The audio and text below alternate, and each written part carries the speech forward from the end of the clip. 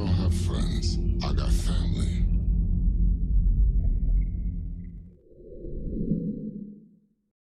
This is Steve Downs, the voice of Master Chief, Sierra 117. And you're watching Xbox Ultimate. Now, finish the fight. Chief out.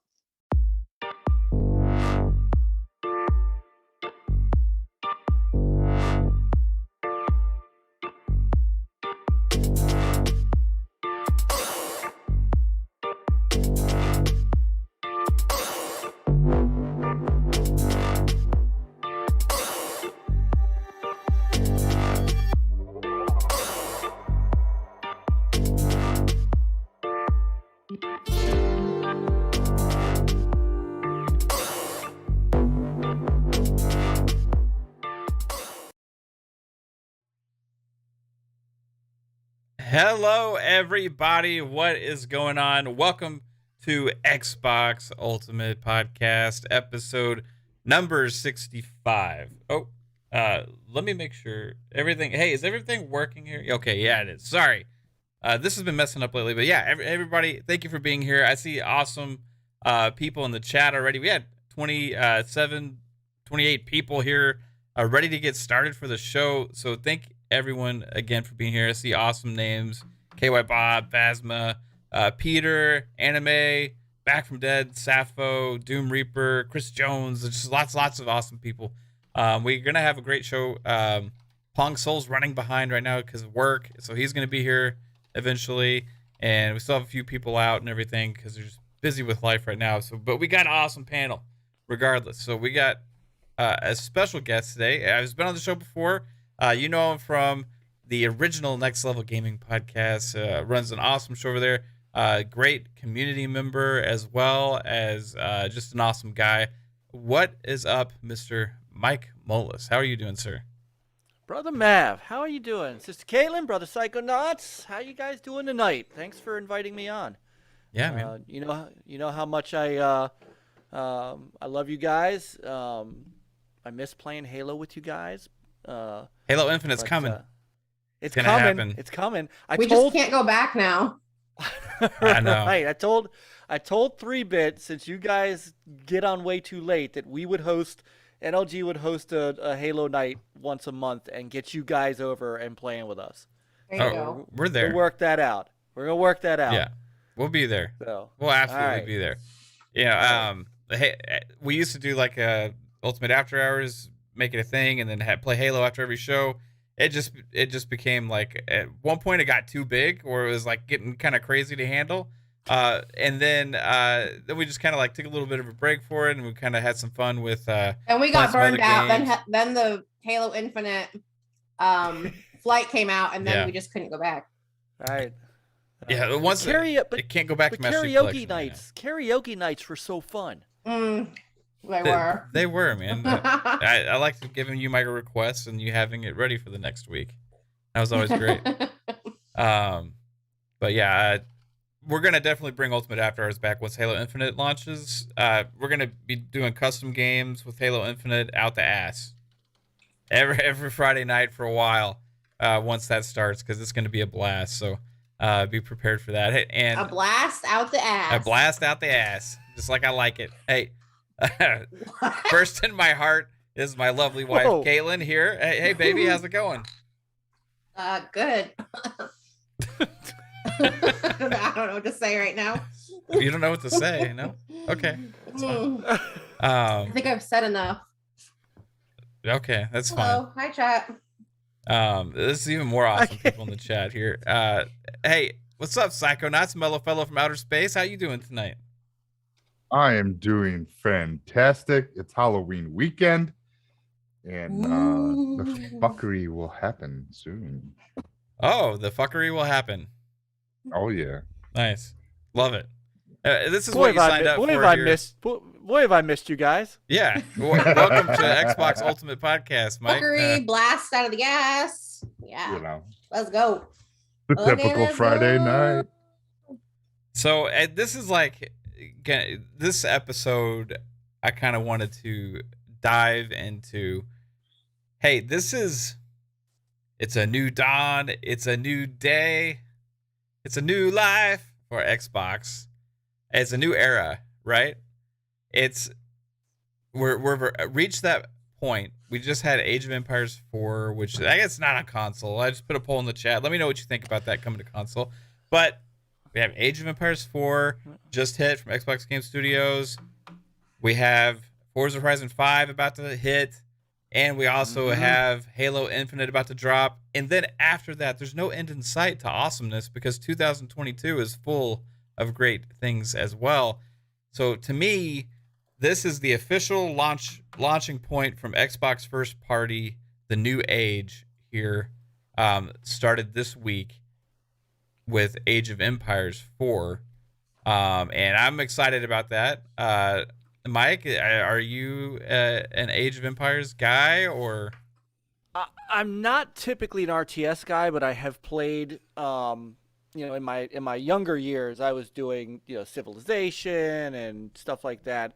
Age is something I played back in the day. I am interested to know why Xbox is holding back bringing Age of Empires to the Xbox platform. I mean, we see PC, we see Xbox games going to PC. We should see some PC games coming to Xbox, and that is a perfect one to open up the genre, especially after Wasteland 3.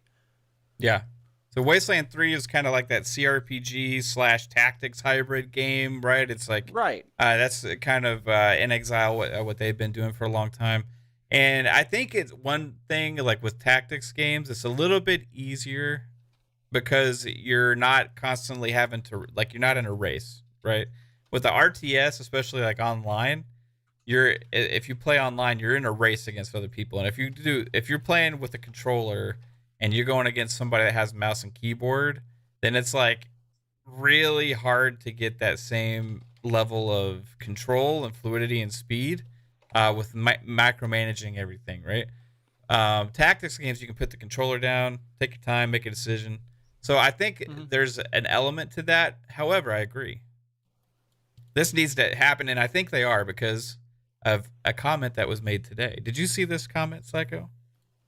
There was a comment from Age of Empires dev in a multiplayer.it, an Italian website that did an interview, and they said they are thinking, now that the game is out, right? Yeah. That's the next step for them, is to think about how they're going to bring this to consoles. Does that excite you?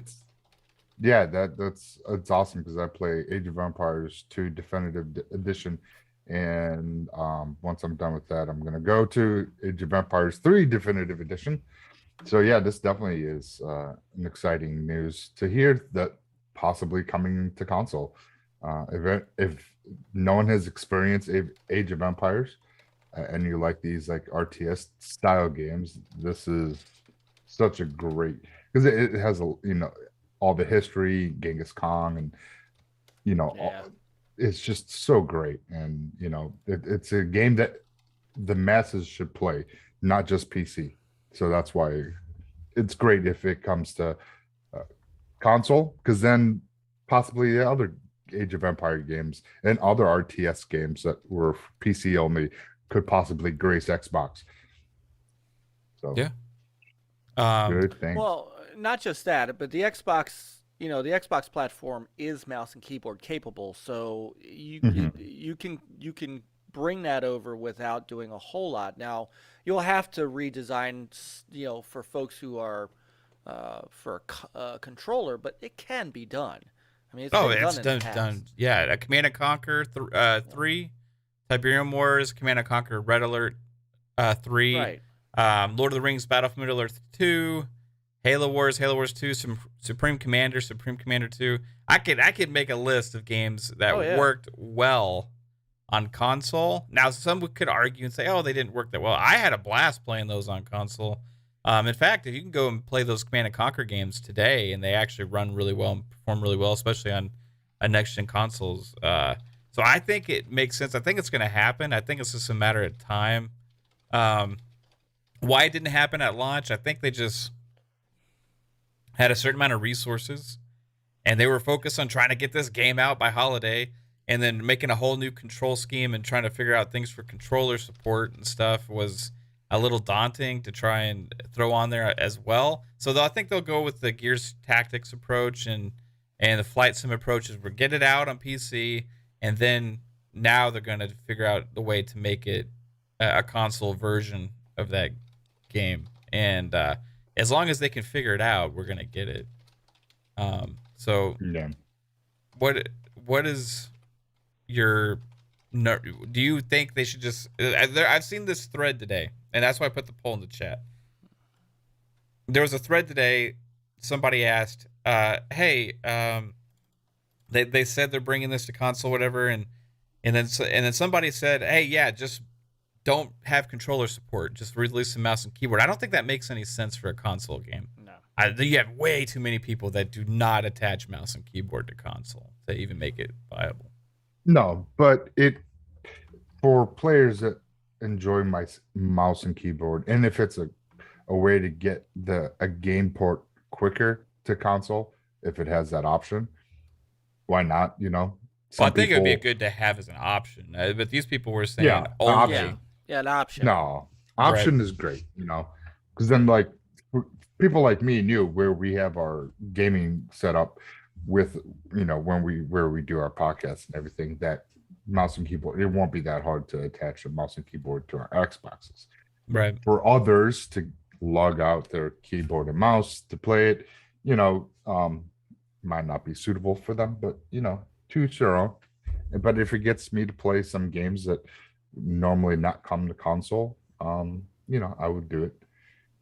Yeah, that's the X factor here is too. It's Game Pass will get a lot of people to try something they wouldn't have otherwise, because you don't have that hurdle of paying $60, right?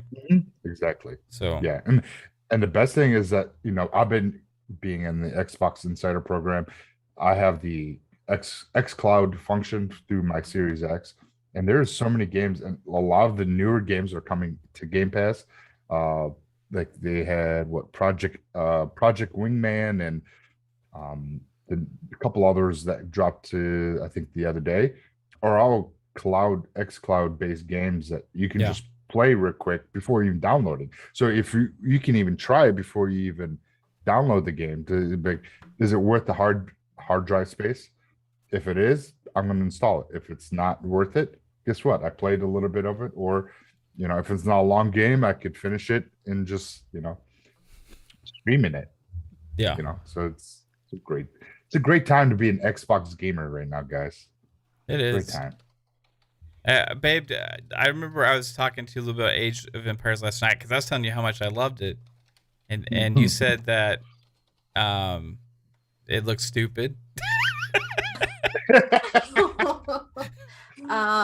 So do you would you try it if it came to console at all? You wouldn't play it with me? No. Nope. No, if it was House Flippers, you would.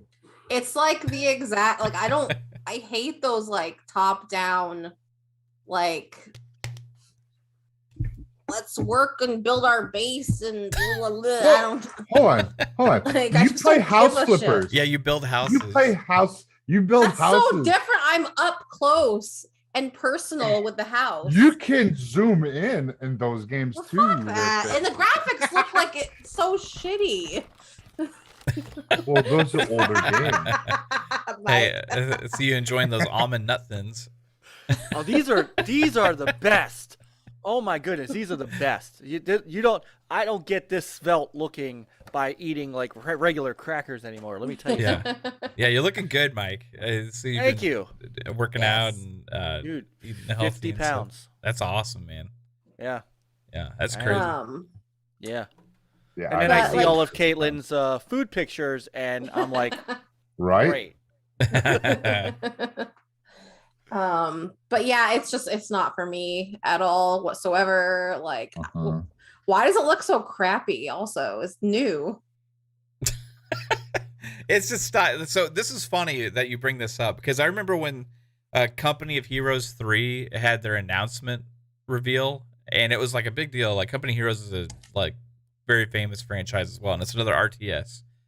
I was watching the reveal like on YouTube, and the chat, people going like, "This looks like a original Xbox game. This looks like ass. This looks like blah blah blah. You got to understand. This is like a big, open, huge map where you're controlling like everything, and there's like potentially hundreds. So is like of... GTA. No, it's not the and same. And it looks way better. No, it's not the same. It's like you're commanding troops, you're building things, you got build. It's just a completely different. That's type the stuff game. like commanding troops, and it's just you can't even fucking tell what you're doing in the game. Yeah. Well, yeah, that's clearly not an RTS fan. That's okay, exactly. though, baby. You know, that one Never day so love you'll you. play House Flipper RTS edition, where you make a neighborhood and you get to go command your painters to go paint the houses on that side of the street, and you get to command. But why would I command them when I could paint it? See, I can paint it myself in House Flipper. I don't need to send some imaginary people to go and So here's the paint difference. it. GTA, you're one person walking around. No, I'm saying in House Flipper.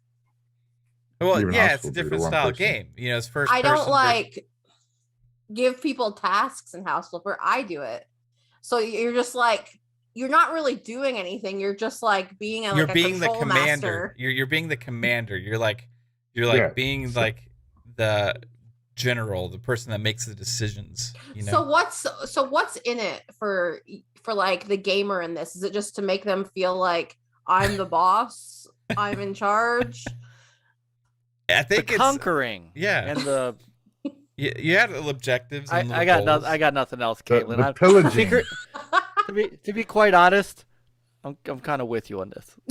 Really? Another RTS hater? Oh my god! Look, I Command and Conquer was like the last good RTS I really played. I did play Age of Empires back in the day, but Command and Conquer, like Red Alert, was really great. But man, I don't have the time to sit there and and do all that. I just give me something to shoot. Yeah, exactly. You're just telling. Throw some zombies at me. Drop some that'd be asteroids awesome. from the I would sky and let me. You got some good ideas. I would like more RTSs out there with different genres, different mixes. How about like an Aliens versus Predator RTS, right? Ooh. Hey. How about? Well, I mean, you got. How about StarCraft, bringing back? Yeah, that's true.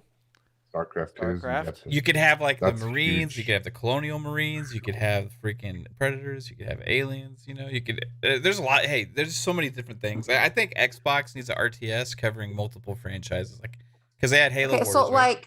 I was gonna say Halo Wars is an Halo RTS, Wars. right? Yeah. Yes. Yeah, Yeah. I hate that shit. Well, Let's At get least this- she's honest. Let's get to some super chats real Phil quick. guys. Spencer won't be talking to you anytime soon. Shout out to Chris Jones with the $5 super chat. He says, we found out last night Mavs love those elephants. Yes, the class I was using on Age of Empires 4 had a lot of elephants. And in fact, you can get a base thingy when you advance to an age where they just constantly spawn you elephants over time. Oh, And- that sounds cool. Those elephants are awesome. I mean, they do a lot of damage. I love those elephants. So shout out to Chris. He played with us last night. A good time. KY Bob, thank you so much for the $10 super chat. He says, hello, folks. Let's go, let's go, let's go. Hosted my first show last night. I really felt like I came into my own as a host. This is going to be a fun ride. You guys are awesome. Go Halo Infinite. Heck yeah, dude. Congratulations on your first show as a host. That's Congrats awesome, on KY. coming. Some excellent narrating skills. I detected the hint of an accent at the very beginning. Hello, folks. Hello. It was almost like I thought you were going to read that in a British accent. Hello there, folks. Let's go. Hosted my first show last night. I really felt I came into my own as a host. This is going to be a fun ride. You guys are awesome. Okay, I suck at this. Go Halo. Coming into your own. Indie gamers in the chat Yeah. going, "Oh fuck, oh Right. no, no." And I do a better Australian accent than I do British accent. I can't do British. Every time you do a British one, it sounds Australian. U.S. You're right. I wonder, can you do a Newfoundland accent for Noof Nukem? Hey, Hey, I'm so Hey. I'm so sorry. I'm so I'm sorry. about to go. What's this all about? I'm so sorry. I farted on the podcast last night. now you sound Irish. You sound like a little Irish. Hey there, we just going to fuck, I can't No, do any accent. no, I can do no. It's me, No. it's Pat Fallon. We're going to read some We're going to read some super chats and No, that's so funny because that comes from like all those when people are running and there's all those signs all over the roads, like vote for blah blah blah. There was this guy around us named Pat Fallon, and every time we would pass the sign, Mav would say, "Hey there, it's me, it's Pat Fallon. Please vote for Pat Fallon. Hey everybody, Crazy Louis Gaming is here for a $5 super chat. He says, I miss those Command and Conquer games. I do miss them too." now you sound like Miss Doubtfire. Right. Do I? Hello. Hello! Andy says it sounds like an 18th century boy. Hello there, Chris Jones with another $5 super chat says, I can't agree with our Sith Lord Kaitlin on Age of Empires. There's lots in for the gamer. I agree. And so does Mrs. Doubtfire. Some more. Fuck them kids. Chris. What just happened? Oh my god. I don't know. Hey, I think it's Halloween is in the air. Yes, there Yeah. you go. It's the fuckery. It's the fuckery. That's what it is. Yeah, I told you. But you did forget. You did forget two games coming out. Abused leprechaun. There's 2 games coming out. Did you guys know this? What is that? For the gamer. Chorus and the Gunk that's coming out in December. Oh yeah. Chorus. So we Yeah. haven't heard a lot about that recently. No, there was some the devs actually put out another tweet yesterday, they? I believe. Did they? And then and the Gunk is, I think the Gunk as well. When is it coming out? Chorus was December. Gunk is coming to Game Pass. I thought Chorus was coming to Game Pass, but because it was originally at that first third-party show that they had. Well, there were multiple sites stating also that it was, and then Chorus came out the other day when they were posting. Someone's like, "Hey, is this coming to Game Pass?" They said, "No, not at this time." Right. So it will eventually, from if you read between the lines. We'll see. It's being published by Deep Silver. They're not very heavy in Game Pass at this point. Yeah. Not yet. I never thought that one was coming to Game Pass. I just remember it being revealed at that third-party show that everybody was pissed off about when they were supposed to show the world reveal of next-gen gaming. And like Assassin's Creed was going to be the big headline, and all they showed was this non-gameplay trailer, right? But there was some other things there as well, like Chorus was there and some other games, but the Chorus looked really good. And it's 4K 60 with ray tracing. Yeah. Yeah, I love that. That's space combat stuff, man. I can get into that. Yeah. So it's like what do you call it? Like Sky Crimson, but in space. You mean Crimson Sky? Yeah, whatever. Whatever. I wasn't gonna. I said something for you. It's okay. And so Indie Gamer. What are we talking about right now? Indie Gamer in the chat just said that Gunk will be shown at a Thunderful event on the 10th. So thank you. I can't wait to see that. I think it'll be looking awesome. Are we talking about games coming out in November? Well, we were talking about Age. It just kind of transferred into these two games. Well, Mav said there's 2 games that are coming out that are, and then I remembered there's 2 other games that are coming up. A lot of people have looked over, and the Gunk is being one of them. Yeah. The physics in that game is that the PS5 can't run. So it was supposed to be multiplat, and then decided to drop the PS5 and go solely for Xbox. Right. I don't. Did they say for sure the Gunk is releasing in December, or is it going to be shown in December? Releasing December. That's what it's on Xbox. Okay. It has everything. And it's being shown on November the 10th, right? Okay. Yeah. So we'll get a release date then. You're right, because I remember when they showed the Gunk last time, it was like the one game we knew was going to be at that showcase thing that they had, and all they did was show like a 1-minute little trailer that had no information in it, didn't have a release date, and then afterwards they announced the release date. It was in December. Not date, but month. Okay. Right. Yeah. Kind of like what Halo did. So, but there's there's not a lot of information on it still at the moment. Not right now. They showed like an extra minute clip at that showing. It was a little bit different, but it's very intriguing. What it's.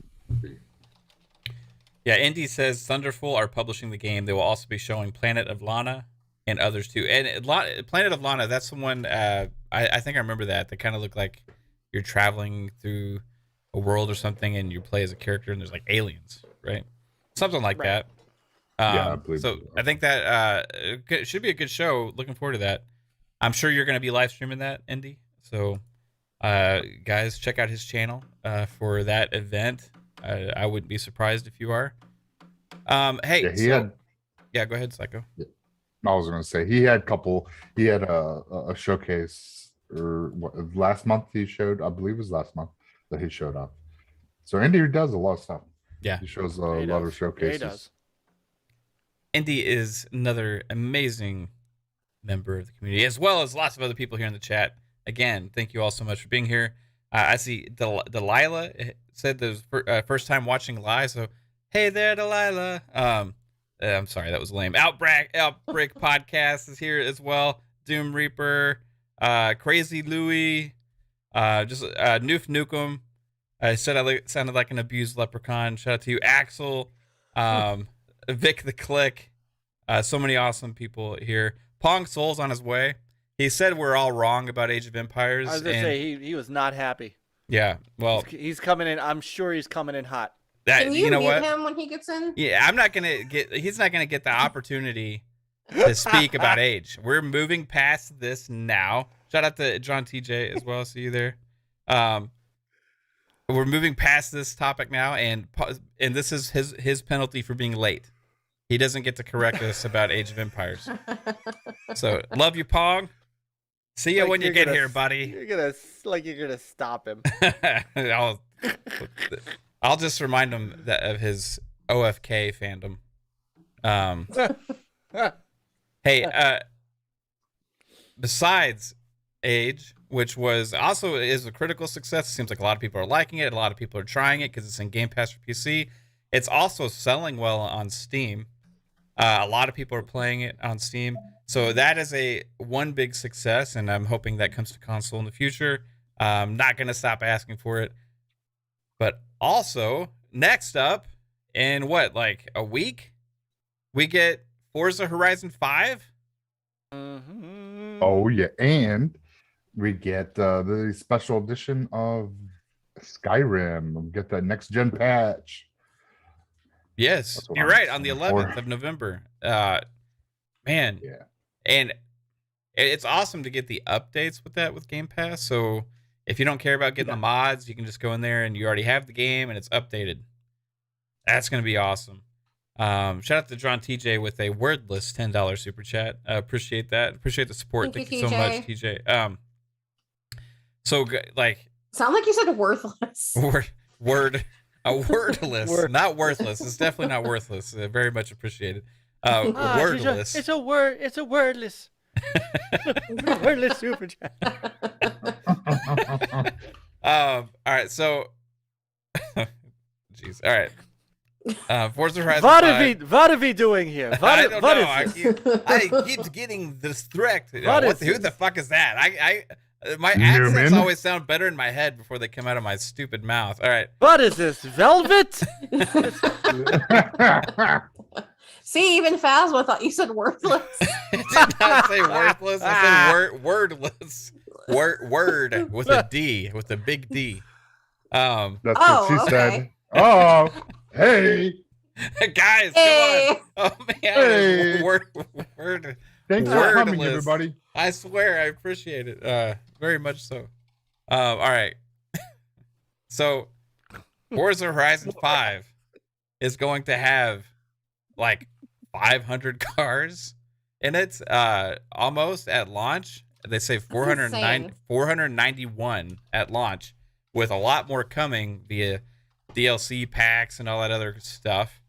So, holy cow, that's huge. We already knew this was a big game. Beautiful game. Graphics gonna be gorgeous. It's been a while since we've got a new Forza game now, right? This is the longest stretch we've had. It's been 2 years since Forza Horizon 4 came out, I believe. And Forza Horizon 5, Forza Motorsport is skipping a turn, right? Because they're doing more work, revamping for next gen stuff, all that kind of fun. And this one is looking to be a big leap for Forza, and it's going to potentially set the world on fire because they're really confident in this game, where they've been letting people giving codes and letting people play it, doing preview builds, all this stuff for a couple weeks now. Again, setting the trend of this is the new era where we are no longer in a drought of first party for Xbox. Forza Horizon 5. Were you a Forza Horizon fan before this, Mike? Are you excited for all the Forza way Horizon through? 5? Yeah. Oh, all the way through. All the way through. Back to the first one in Colorado. Yep. Heck Oh yeah, yeah. man. That is a series that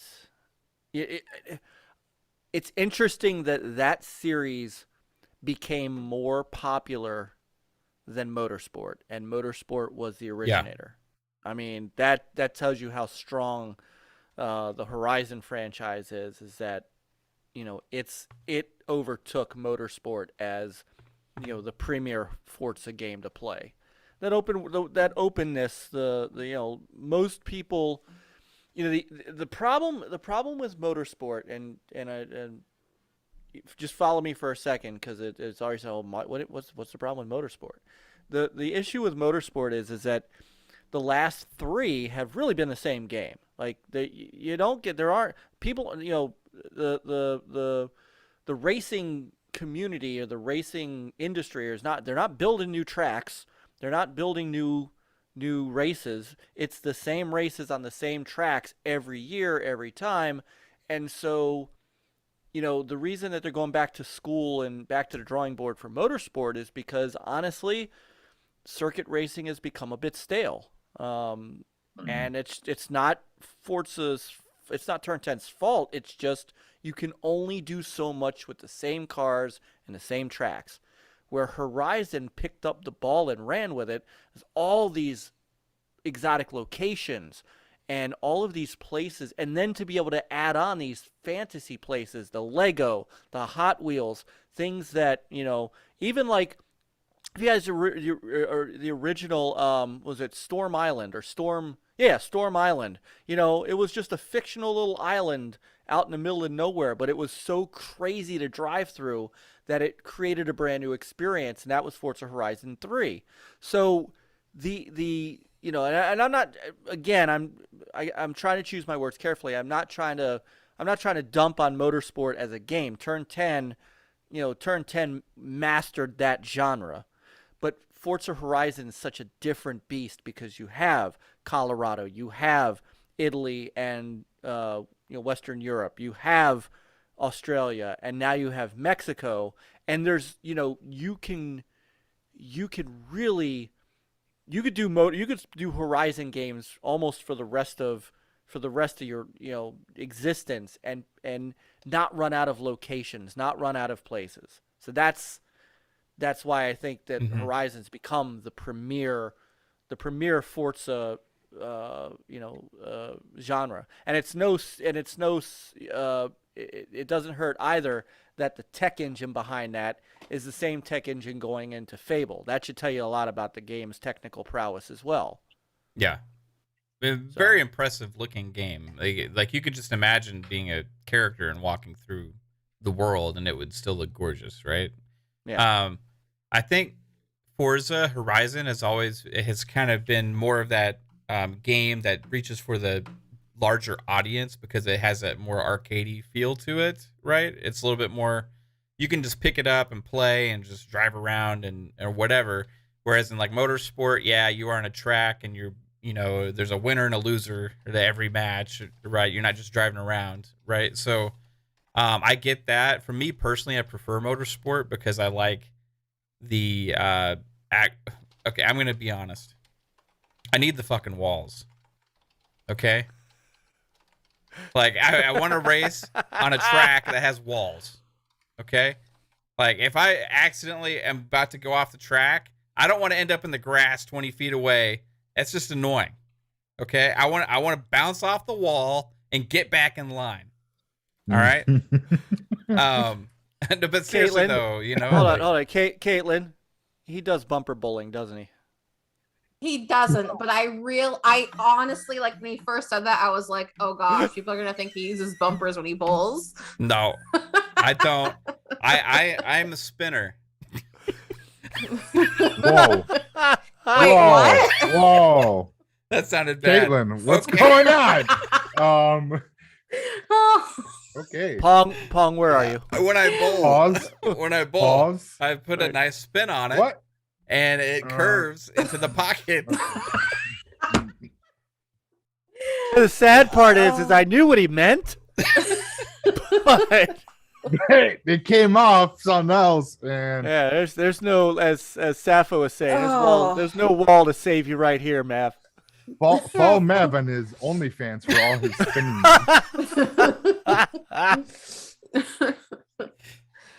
No, but I do use the walls in Forza. Quite often. So you say you suck? Yes, pretty much. And I'm pretty aggressive too when I race. Whoa. I like. He's got the aggressive spinner. I like to be in everything I say. I was gonna say I like to be in front. You don't like it from behind. You like it when you're in front. Mike's done. He's done. You guys carry on.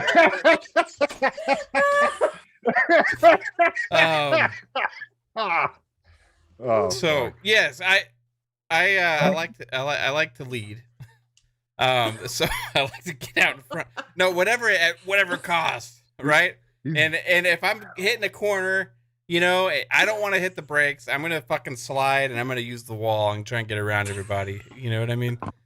So do what Doom Reaper says. Use the other cars. That's what they're there for. Yeah, that's one reason I like Gran Turismo, because the physics have always sucked, and I can actually get away with that stuff.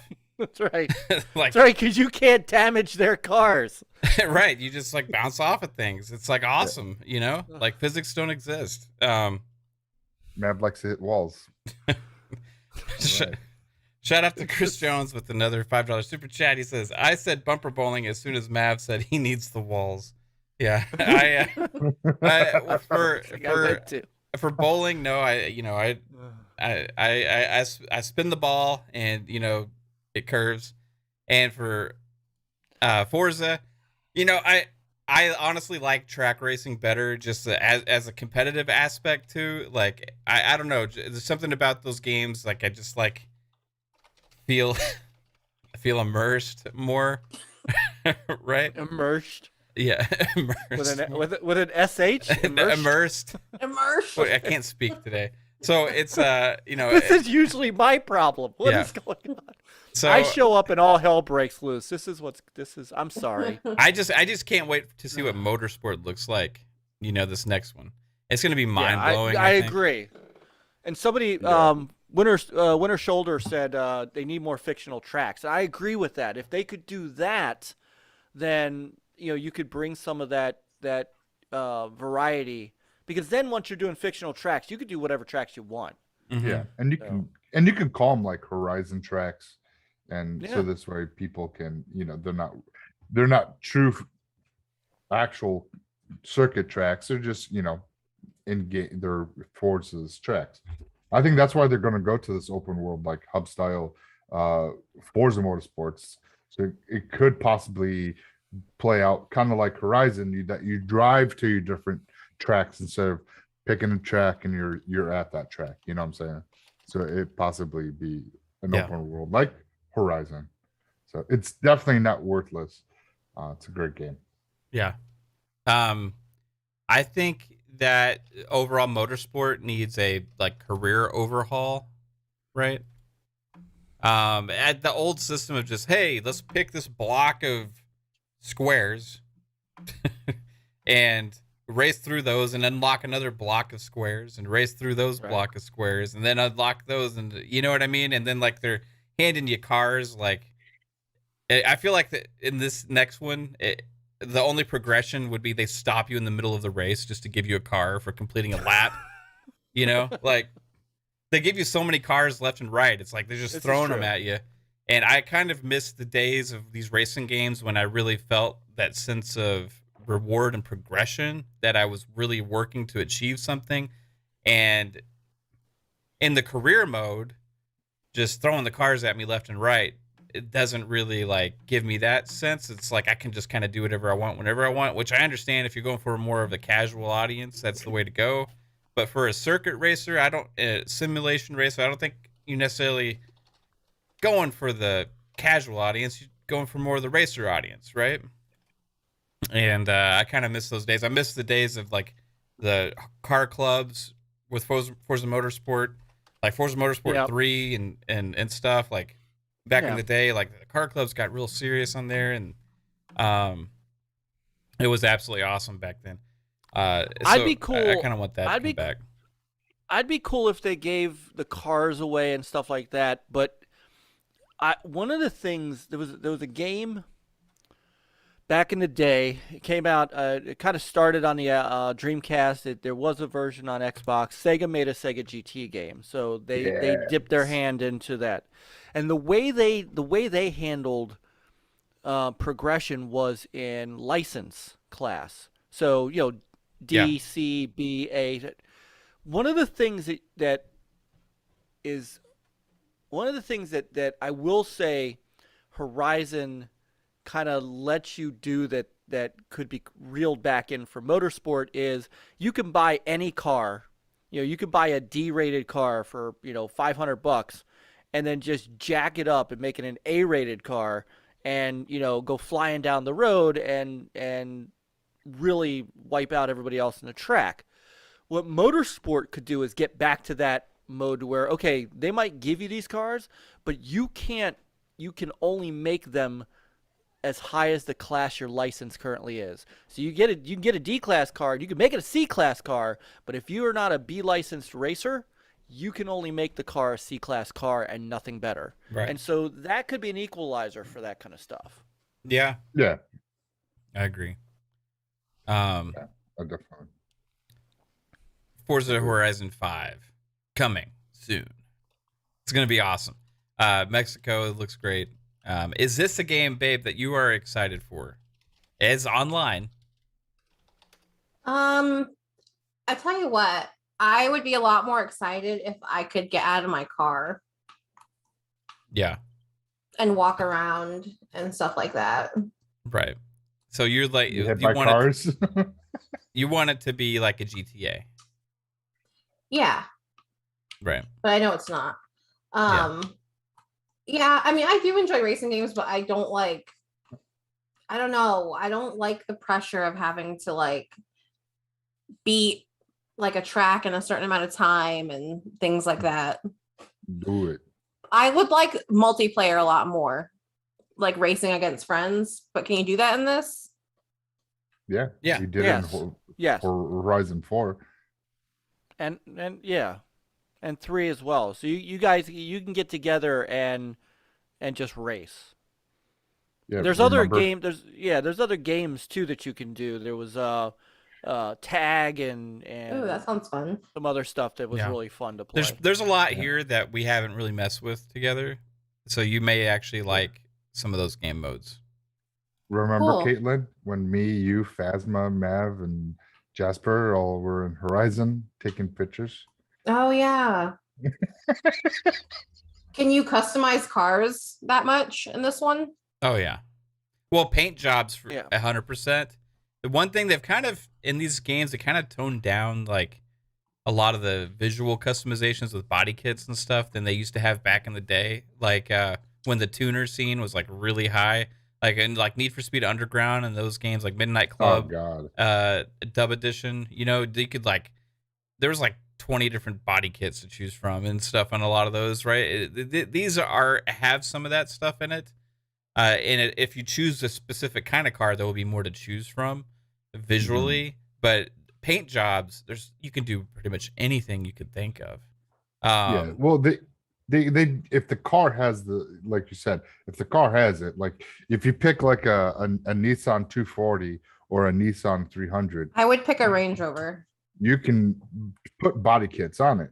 But if you pick a Lamborghini, yeah, well, they ain't gonna be much. They don't have body kits. Right. They got maybe front spoiler wings and Right. little things like that, because there's no aftermarket.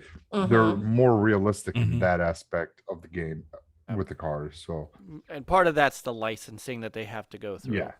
Yeah. Okay. You can't modify a Lamborghini to be whatever it is, because then that distorts what Lamborghini looks like. So Yeah, makes sense. But as far as the paint jobs, though, you can do whatever. Like, you remember, like back in the day, I made you that Starbucks car and stuff. Yeah. That was in a Forza game. So I've seen you mentioned the Range Rover. I've seen people take that and turn it into the Jurassic Park truck.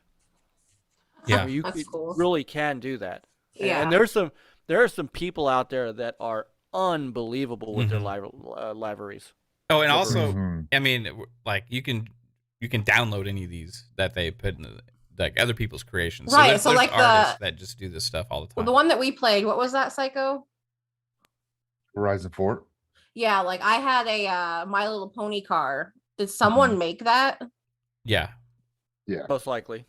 Like, that's like insane. Yeah, if when you buy a car, they'll give you like gamer created like skins that you can pick from, or you can choose your own or make your own design if you wanted. Yeah, I'll definitely probably. I mean, especially since it's in Game Pass, why not? Yeah. And this has been something big with the Forza community ever since the first Forza Motorsport, because they've always had a great paint editor on there, like a livery editor and stuff, to allow for a lot of customization with the paint jobs. So it's something that's always going to be there with Forza. And there's artists that have communities that are based just around this stuff, right? So you can be sure there's going to be stuff pretty much for anything popular out there. There's a paint job for it, and you can find. Again, I want to say shout out to the chat, guys. Thank you for being here on this episode. We are going to move on and talk about another one of this trifecta in this new era of Xbox that is officially underway, and that is Halo Infinite, coming in December. Yeah. Oh yeah, I forgot about that game. Oh yeah. It's crazy to think 3 massive, big games all in the period of a little over a month, right?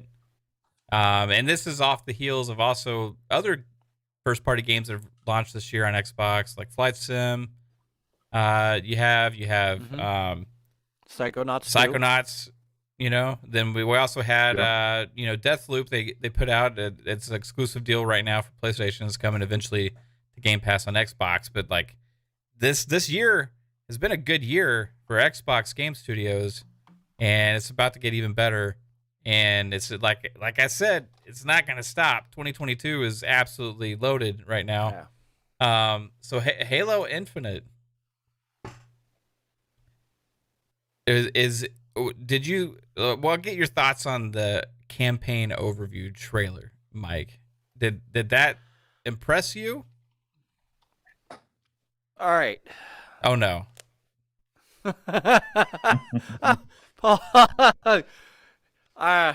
He's wearing my shirt in protest, it looks like. Shout out to Pong, who's here By the way, we're done with the Age of Empires discussion, sir. Or not. You guys just continue on. I'll be ready. Don't worry. Okay. Don't worry. Hey, Pong, did you know he likes bumpers? Yeah, and he likes it from behind. Yeah, I know. And it's his spinner. He likes his ass blown out. I heard that.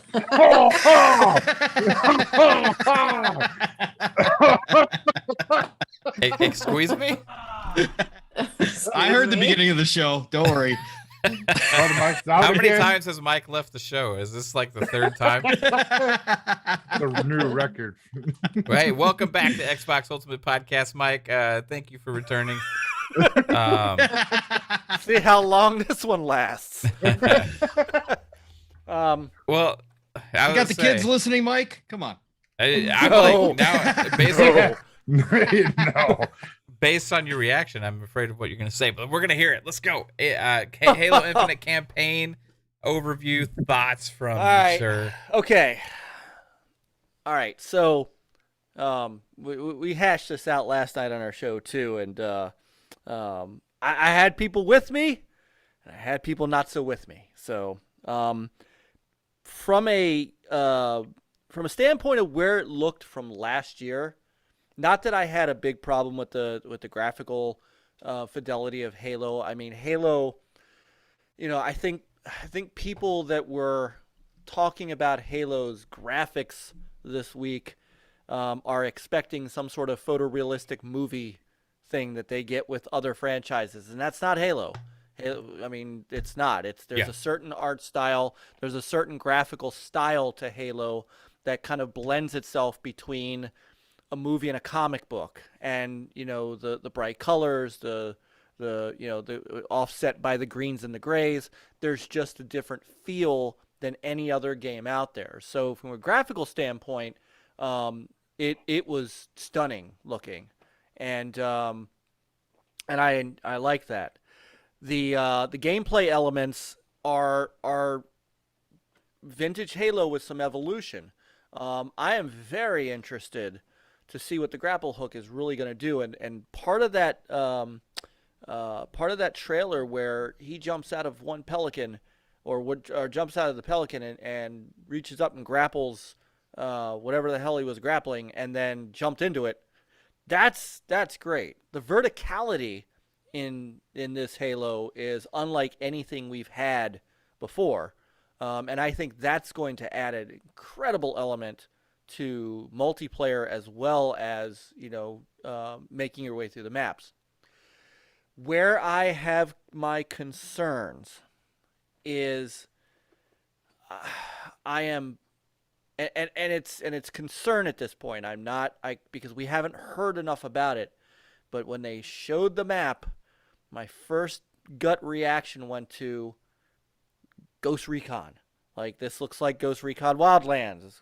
This looks like every other open world game where now you're doing side missions and you're leveling up and you're looter shooting and you're doing these things that to me aren't Halo. Halo had big open maps, but it was go here, go there, shoot everything in the middle, go to your objective, jump in the Warthog, drive here, shoot here, and you had your objectives.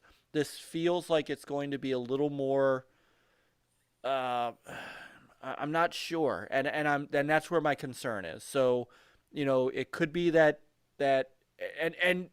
what when we were talking about it last night, and the Mag was on with us last night, and him and I kind of shared a similar point. That lends itself to the campaign co-op that's going to be missing at launch. I have said, and I'm sitting on that side, and will continue to sit on that side, that says I think that 343 would do its ultimate justice if it held off until the campaign co-op was ready and launched when the whole game is complete. And I get a lot of pushback from people on that. I get a lot of pushback from my own NLG brothers. You'll just have to wait. And I hear it, and I understand that people are pining for Halo, and we've already had this full year delay, and it's time, and it's the 20th anniversary, and all of this stuff. But this particular game style opens itself up to co-op play, and I have concerns playing it single player by myself, and I can't. I'm having trouble reconciling that at the moment. So that's it. Other than that, looks like Halo, plays like Halo. I'm good, but I'm stuck. I'm stuck there, and I'm stuck on not having campaign co-op at launch. Okay. I yield the floor. Let me marinate on this for a minute. All right, you marinate, and I'll give. Yeah, you go ahead, second. My thought. So, what I think is with the Halo campaign, I don't believe the entire map is going to open up straight off the rip. I believe it's going to be fragmented. You're going to get, from what I saw, they opened up the section, and there were like 3 or 4 not checkpoints, so 3 or 4 areas that you can go to, and you got to go through all those areas first to open up others quests or other missions in the game. So it's semi-open world, but still to me it's going to be felt like it's going to be linear still at the same time. If that's how they're going to open up the map for you, is that okay, we got these 3 strongholds that you have to overtake. Doesn't matter which ones you go to, but all 3 need to be defeated before you move on to the next portion of the map in this world that they're giving us. So that's what I'm hoping is, which is the case, because then it still lends it being an open world, a semi-open world, but also allowing it to still feel like it's a regular Halo campaign, but just giving us a little bit more freedom on which mission to do first. Then, this is the mission you got to do before you can progress, no matter what. So each person has a different experience. Like, oh, I went to this stronghold first, then this one, and so everyone will have a different experience depending on which stronghold that they take over. And it depends on, if you do, maybe they have other strongholds that if you defeat first, it opens up a different section of the map. If you do this, it opens up another section of the map.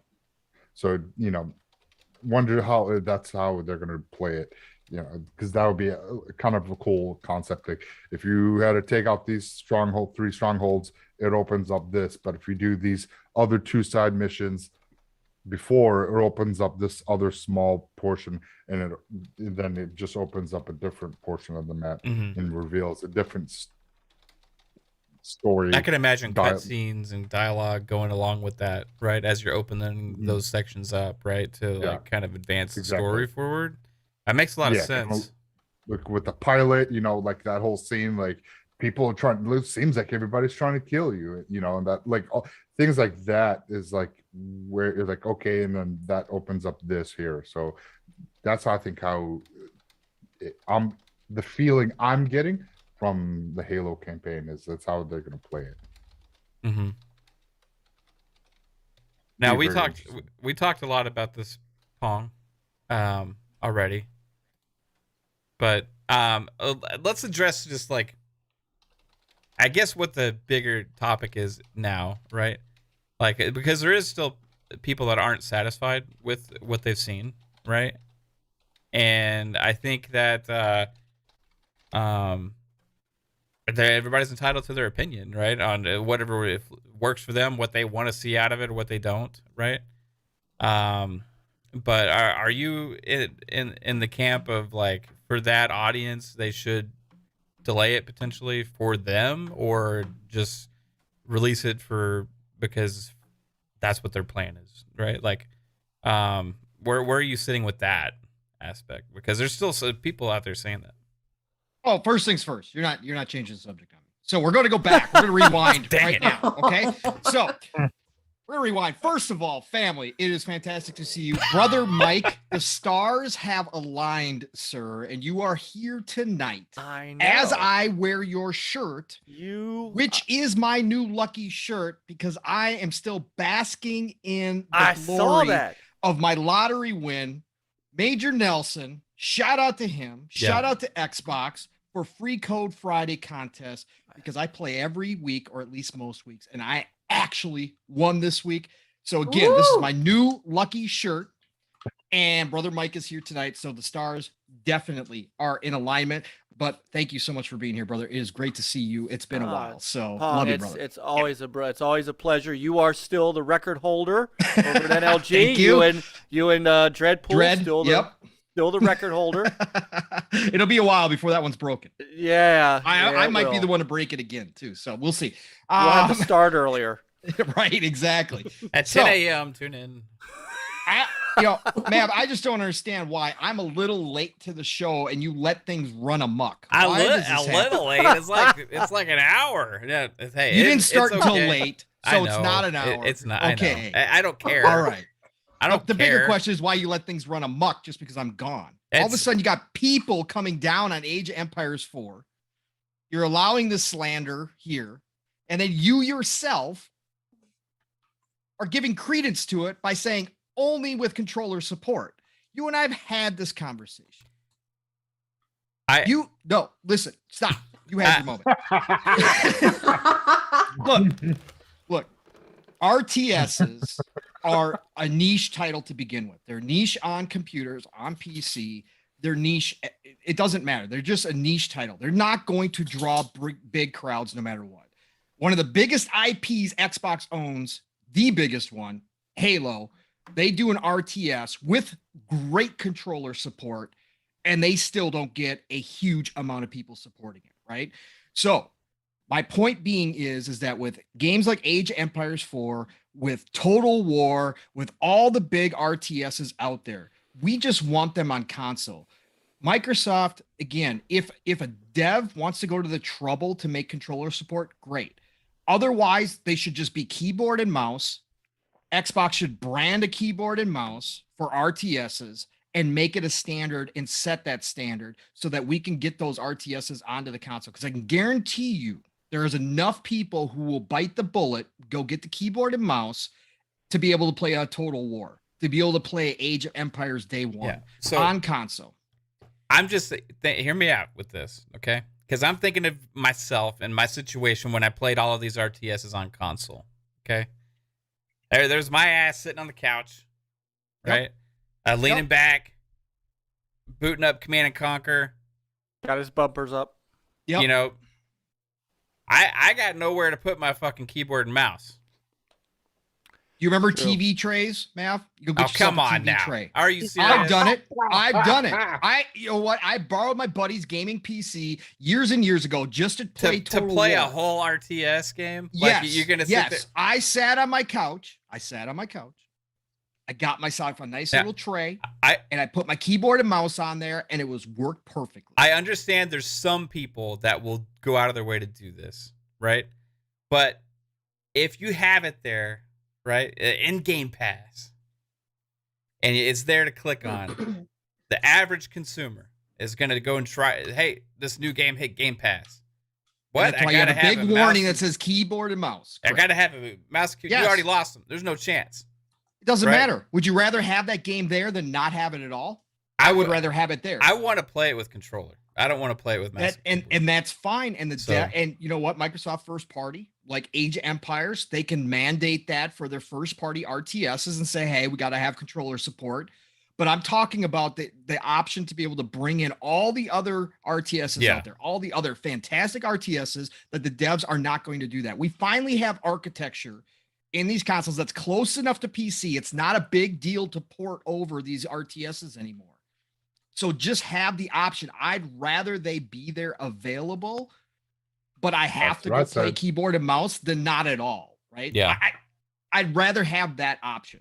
Yeah. So I understand, like, it's better than nothing, right? Correct. And in my situation, yes, now it is more possible. And before I started doing the podcasting, before I started streaming games and all that stuff.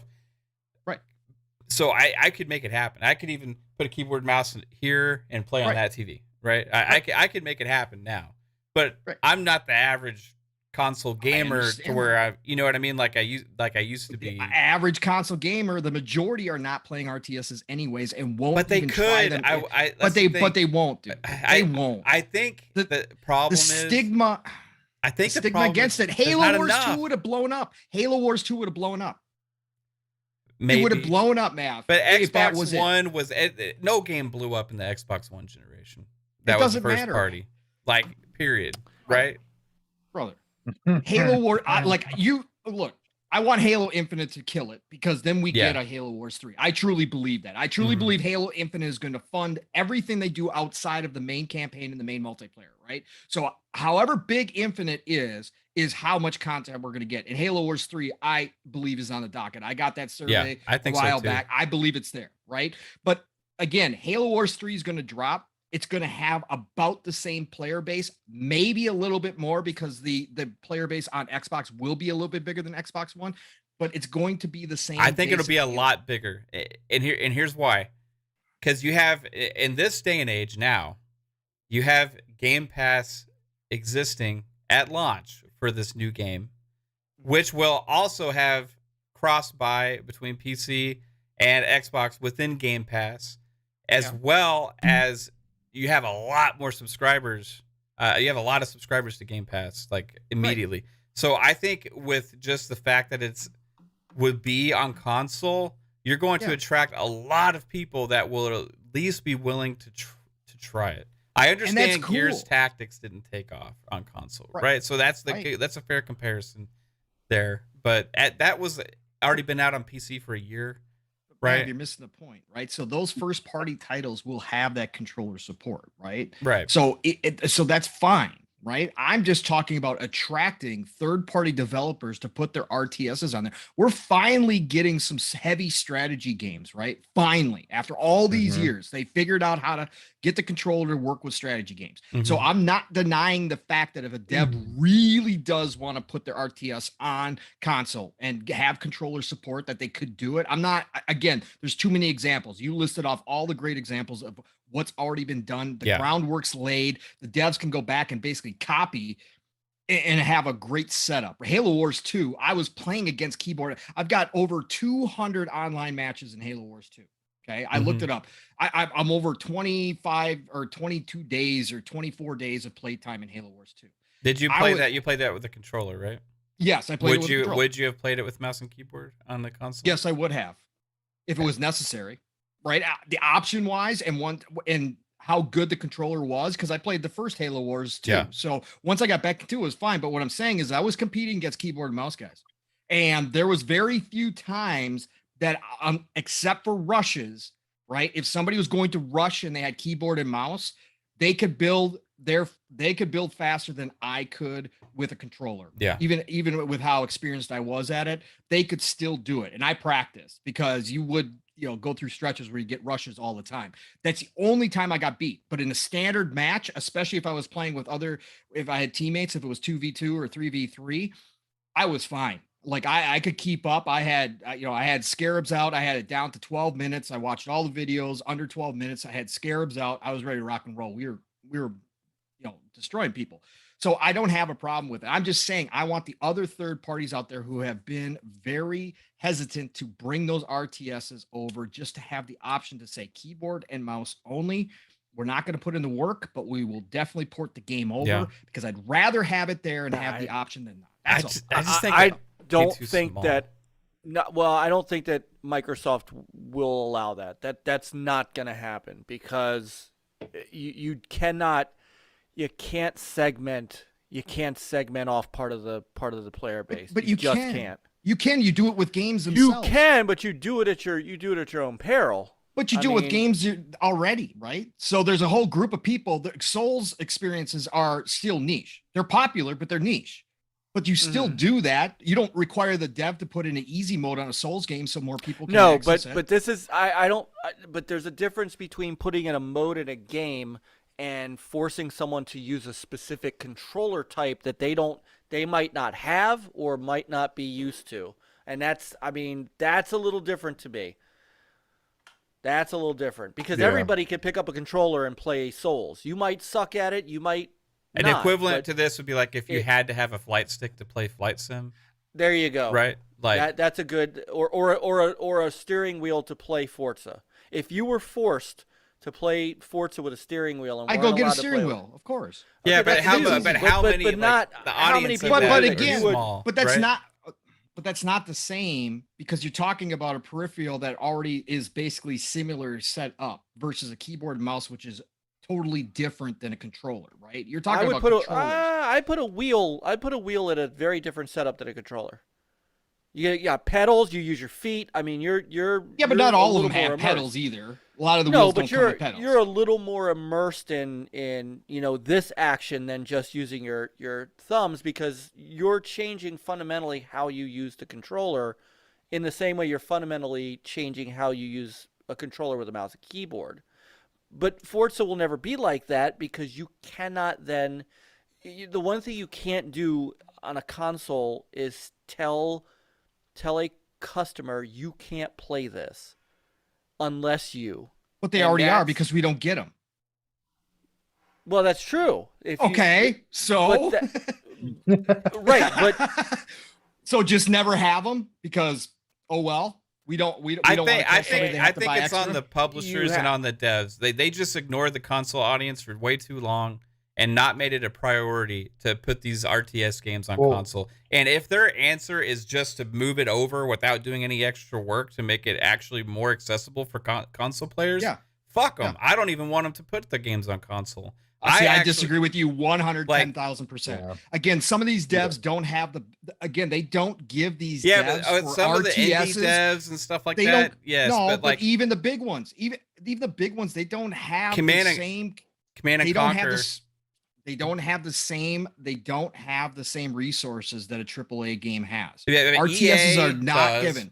right? They are EA not. does. I guarantee so the budgets are not even close. would a publisher or a developer be okay with I don't know, Steam or whoever, with a developer would be okay with a publisher saying you could put out this first person shooter on the PC, but you can only put it out with controller controls. Right. I mean, that would be the same thing. Would that be okay? Yeah. Again, if that's what's necessary, then people have to make a decision. Okay. LeBurn 98 made a great point. Thank you, LeBurn. You made a great point. VR. You can't play those games without a headset. That's a different whole. Nah, That's a whole different thing. platform. Why? Though. Why, It's a though? whole platform, though. No, Like it's not a platform. VR is a And- platform that's only you have accessible to- if you have a Do you have to have a VR headset. PlayStation to use PSVR? Yes. Okay.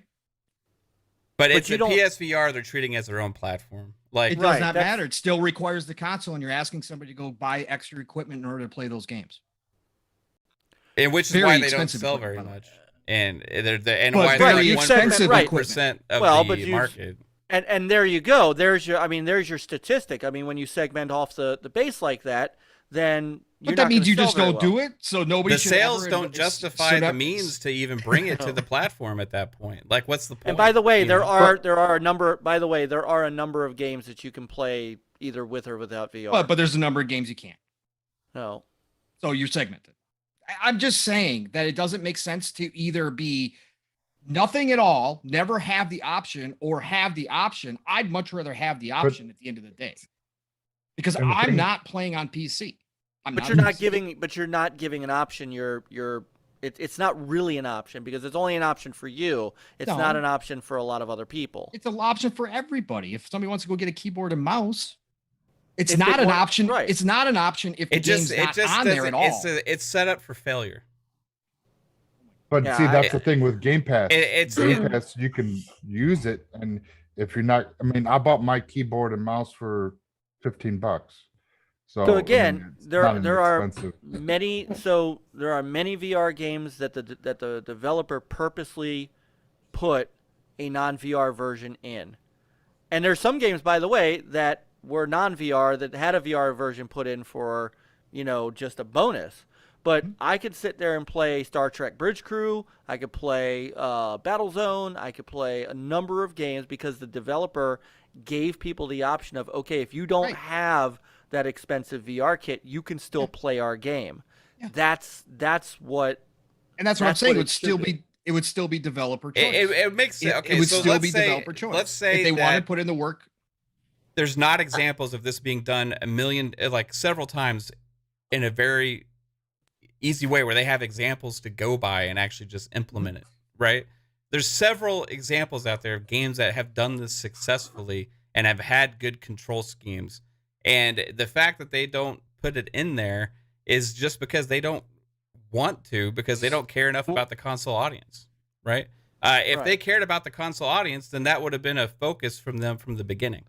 And it obviously wasn't. So do we just put a PC experience on there without catering to the actual ways of controlling things on the console? It's not set up to be accessible from the masses. So then why have keyboard mouse option on console at all? Because there's people that want to use it, and that's an option. So here's one Same more. thing. Here's one more thing. But here's one if more thing. only that option was the only people able to play the game, that's a very small amount of people. I want to go back. But to if the we VR. don't get the game, there is no option for anybody. Hang on. Exactly. Let me go back. Let me go back to the VR thing for a second, because there is one other thing about the VR, analogy that doesn't quite fit the same way. Yeah, the VR costs $200 versus a keyboard and mouse, $30. A lot of the VR only games are built that way because of the way the game plays. So in a control, that's what RTSs are. But but you can map RTS controls on a mouse and keyboard to a controller. You can. You can do that. You can. But does Total War offer that on PC, even though you can use a controller on PC as well? No. They don't matter. No, but there's a difference. Everybody's already got a mouse and keyboard set up on their PC. Right. That's your primary motive of that. Again, that's why I say if Total War came out and the developer said, no, you can only play this with a controller, and you have no option to play this with a mouse and keyboard. The PC folks would riot. I mean, they would go picket at the front of that developer. And I can't play Moss. I can't play Moss without the VR helmet, because it fundamentally changes the way that game would play, and it would make it nearly inoperable to the way Moss is designed. Whereas with an RTS, I can take every single command on an RTS and I can map it to a controller. So there's a little bit of a difference there as well. And the reason that there are some VR games that do have a non-VR mode is because it is easy to translate those games over to straight two-dimensional screens. Some you can't, and that's the biggest difference. Is every RTS can be mapped to a controller, every single one. And I think that's the main Kate, thing. go ahead. Wait, hold on, Mav. Kate wanted to talk, so let Kate go. We jumped in over her. It's okay. I'm just trying to figure out. So it's PC only. And Pong, you think that it should be available on consoles? But there's many games that should be RTS games that are PC only. Correct. And so Mav, Mike, you guys don't think it should be available on console, correct? No, we do. We want it on console. I'm fine with it on console. I just want to be able to use my controller. It needs to have controller support. I don't mind a keyboard and mouse. Oh, and Pong, you think that if it comes on console, it should stay keyboard and mouse? If they have to. Again, it's going to be up to the dev, right? So if the dev decides that they don't want to do controller support and they just want to bring over their game from PC that doesn't have any controller support over there, and they just want to bring it over to console and port it over and say keyboard and mouse only. And you're like, cool, it's I'm fine. That's cool. Okay. Give me the option to play it. Correct. Okay. So why don't you buy a PC? Because I like the convenience of putting my TV on the couch. Okay. Yeah, but I already said I played RTSs with keyboard and mouse. I think they need the option. I don't like. I understand if you talk about this indie team that doesn't have a budget, right, or whatever. And so you're gonna make exceptions for those people then? Indie games, you make a lot of exceptions for indie games. Oh, why? Because they have no budget, like you said. Because it's like sometimes it's like a one-man show, right? Like, you got like 2 or 3 guys, and you got EA publishing a game, right, or Xbox publishing a game, and they're throwing hundreds of millions of dollars at something, right? They're not doing that for RTSs. They're not. Okay, $10 million. Okay, they can't afford to fucking put in a implementation of a control scheme for a Why controller. don't they have it on PC? Well, Because they Didn't don't Halo care Wars about play cause- good? But they with do. A lot of controller? PC players play with controllers now. not it on plays- RTS, but Well, controller. why plays not? good, Kate. But why not? Because you already have a mouse and keyboard set up here, and on RTS games, if you already have it sitting here at a desk, Difficult. which you're sitting at a Dude. desk with a mouse and It's keyboard difficult. sitting here, it's easier to already play, and you have better control. As a console player, when you're sitting your ass on the couch, you got a coffee table over there, and you have the big screen far away. It just is a lot easier and makes a lot more sense to use the thing that you're already using to control the whole system. Whose in the first coffee place. table's that far away from their couch? Well, okay, so Who's fucking with you? imagine you bring up the coffee table then, okay? And you got to You move used your to do wife's that. decorations away, and I did it for the Forza wheel, right? And stuff like that. But it's an option. Like Okay, that was an so option. I don't want to feel like I had Matt, to shut do the that. fuck up. Okay. Let me talk. So what is like, Mike? I'm almost out of these now. So what's wrong with it having both options? Does it change the game? Or Pong, do you not think it's like a fair matchup?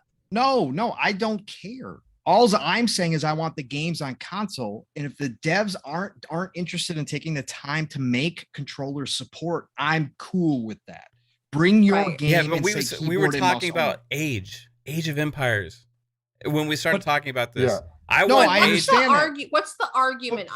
I'm confused. The But I'm argument. saying- Hold on, hang on. The argument is that Pong would rather have the game come to console even if it had no controller support whatsoever. If it was mouse and Okay. keyboard only, he would rather have the game on the console than have the game if the developer said, I can't map the controls to a controller and make it work. Pong's argument is, I don't care. I'll play on mouse and keyboard, bring the game to the console. At least you're giving me the option, basically. to play. Right. Correct. And I- Whereas we and have I no agree. option to play now because Yeah, they're not but covered. why would they do that when they're only selling the game to like less than 1% of gamers that have an Xbox? It's like Because it if just you really want to play it, It's you get a giving mouse more and people keyboard. options to play it, though. yeah, but would don't you the- think would it's the worth the development investment cost- to put the PC. controller Would the support in? development costs of porting the game outweigh the sales that you're going to lose on not having a wider audience to play it on? That's Now, a question. but- And an indie developer, I don't know that an indie developer can take that chance. Pong, Microsoft might be able to. They're a $1 trillion company. They probably could do that and not worry about 5% of the Xbox community buying the game. To them, that's just a throwaway. But whoever is developing Red Alert, Command and Conquer these days, maybe for them that's a bridge too No. far. Unfortunately, nobody. Now, I don't mind if they did that. I agree with Pong. If it gives us the option, I would like to play it. But then if they see a sudden uptick with people playing keyboard and mouse, but people that don't have that want a controller version, they have the game with a controller, they might have that option in the future. But they won't know if they don't at least give us an option. If the console group of people want to play, because I don't have a good enough keyboard to play a lot of these PC games that is only keyboard and mouse. So I have a Series X. If they gave me those games, it would be beneficial for me. I mean, look at Steel Battalion for the Xbox. The only way you could play that game was with that freaking $200 controller. Period. Matt, Yeah. are you Only using console. your controller to Only play that game on the console. PC? No, I'm using keyboard and mouse because it's on Okay. PC. It doesn't have controller support. If it was on Okay, Xbox, at I would all. use the controller. Yeah, that's what they're talking about doing, is making the controller support so they can bring over Age Empires. Right. to Here's the console. thing. Okay. Right. With RTS games and the history, I'm an RTS gamer. I grew up. I played Command and Conquer, Red Alert, Red Alert 2, Tiberium Sun. I loved Command and Conquer, one of my favorite gaming franchises ever. Played on PC, and guess what? When it came to console on the 360 generation, I fucking loved it on console with a controller. I also loved Lord of the Rings: Battle for Middle Earth 2. Also loved Supreme Commander and Supreme Commander 2, all games which had controller support.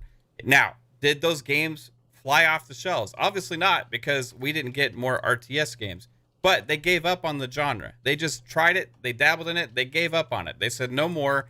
EA stopped doing it. EA was actually the #1 company that was putting out all of these RTS games at the time back on console, because they wanted to try and grow the audience on console. It didn't work for them. They just kind of gave up on it. Xbox did it with Halo Wars and Halo Wars 2 and really focused on the controller as the main aspect of control. Those games were successful, but they knew there were already a limited audience to begin with, and they weren't going to go huge. My thing is in order to actually grow an RTS audience on console, you have to keep coming out with RTS games. It's too much of a niche genre, and you got to have something that hits, right? You got to have something that's there, and it's going to hit, and it's going to click, and you may actually have that game that it just absolutely resonates with everybody, and people go, holy shit, what? This is a new genre. I fucking love it. And Game Pass is the way to introduce people into a new genre, because there is no $60 hurdle to jump into, right? So if you are limiting when you put a game like that into Game Pass and you limit it to less than 1% of the gamers that own a Series X or whatever that are going to go potentially grab a mouse and keyboard and hook it up, because that's the limitation, less barriers to access. And I want more RTS games, so I want them to be successful. And if they come out and they half-ass it and don't do controller support and they only did mouse and keyboard, you're already dooming yourself to begin with. And then we're not going to get any more in the future. I want it to grow. I want it to be successful. Not going to get any anyways. They will if they do it right. If they do it right. Think about this. Right. The biggest RTS in the world, one of them, Total War, is not on console anymore. You're telling me that if they came over and said we're putting Total War on console and said keyboard and mouse only, it wouldn't sell? It wouldn't open people up? I don't think it. So would then sell we should to what never you're have thinking. the option, because Sega's never going to. It wouldn't make any sense. You got to think of it from the business side. It doesn't make any sense for them to even port it to the console at that point. They're not making any money. It does if Microsoft were to allow keyboard and mouse only support, that somebody would try it. They would try it, and you may get a game or two, but it's not going to succeed. You're right. If you're only, and I think I don't agree with you. That's a good point. I don't agree with you. I think Halo Wars 2 proved there's enough sales there for a third-party company to make some money. It was on controller. Right. But I'm saying that there's a big enough RTS fan base within the consoles themselves that have been clamoring for this, that it would be able to support it.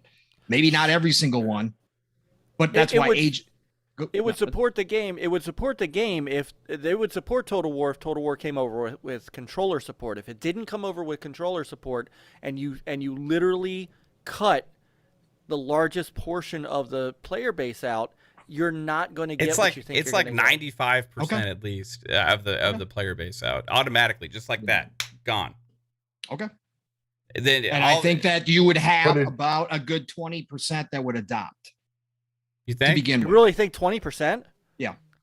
Based on 20% out of the people that want to play RTSs? Absolutely.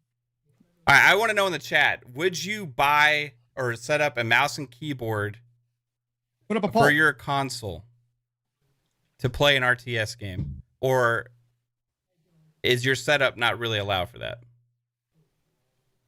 We'll do a poll. Yeah, I'm just curious. This is a good one. I like this. This conversation turned really. Or would you put mouse? They're not going to be losing out on a lot on console. I mean, yeah, you're cutting out a lot of player base, but also you're giving the players that would play an option to play your game on if you don't have a PC and you never play these games, but if they brought it to console, but it's keyboard and mouse, and you're like, you know what, I'll spend $15 on a cheap mouse and keyboard setup just to play this game, and if you like it, and you'll try the next game, and you'll try the next game, and then more people like, hey, you know what, there's a lot of people playing this, let me try it out. Yeah, it's one of those. Then it could give those RTS devs be like, you know what, there's enough people that want to play this. Let's put a controller option in that. Here's a new update for this game. Now it's available for with controller, and then you're just opened up everything, and then those games could explode on console. But someone needs to start somewhere, like Pong is saying, to give us the option so we could play these games. Because, Chris Jones just made a good point in the chat too. That's something I wasn't thinking about. A lot of people don't have a PC. Yeah. So if you don't have a PC, did you say that, Pong? Exactly. Yeah. You're on mute. I can't hear what you're saying. You're silent. Muted. I said that's what I said earlier. I said I'm the example because I'm a console only this player. This is I'm why not you're so adamant about RTS. it. Okay, because you don't have a PC. This is why I understand now. Right. Which is a lot of people, right? We've had this conversation plenty of times, which is a lot of people. A lot of people are console only players. So that's what I'm saying, is to give those people at least the option to play. Again, if it fails, it fails. Right? It's I don't want it to fail. I want it to be successful. But it's no different than never getting the game out.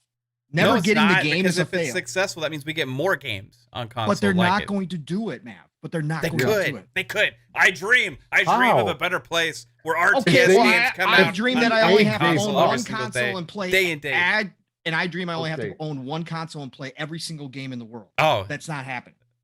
Yeah. Look what happened with maybe EA one day. Quit giving us controller-based games for those. Yeah, EA lost their RTS. They stopped. Yeah. And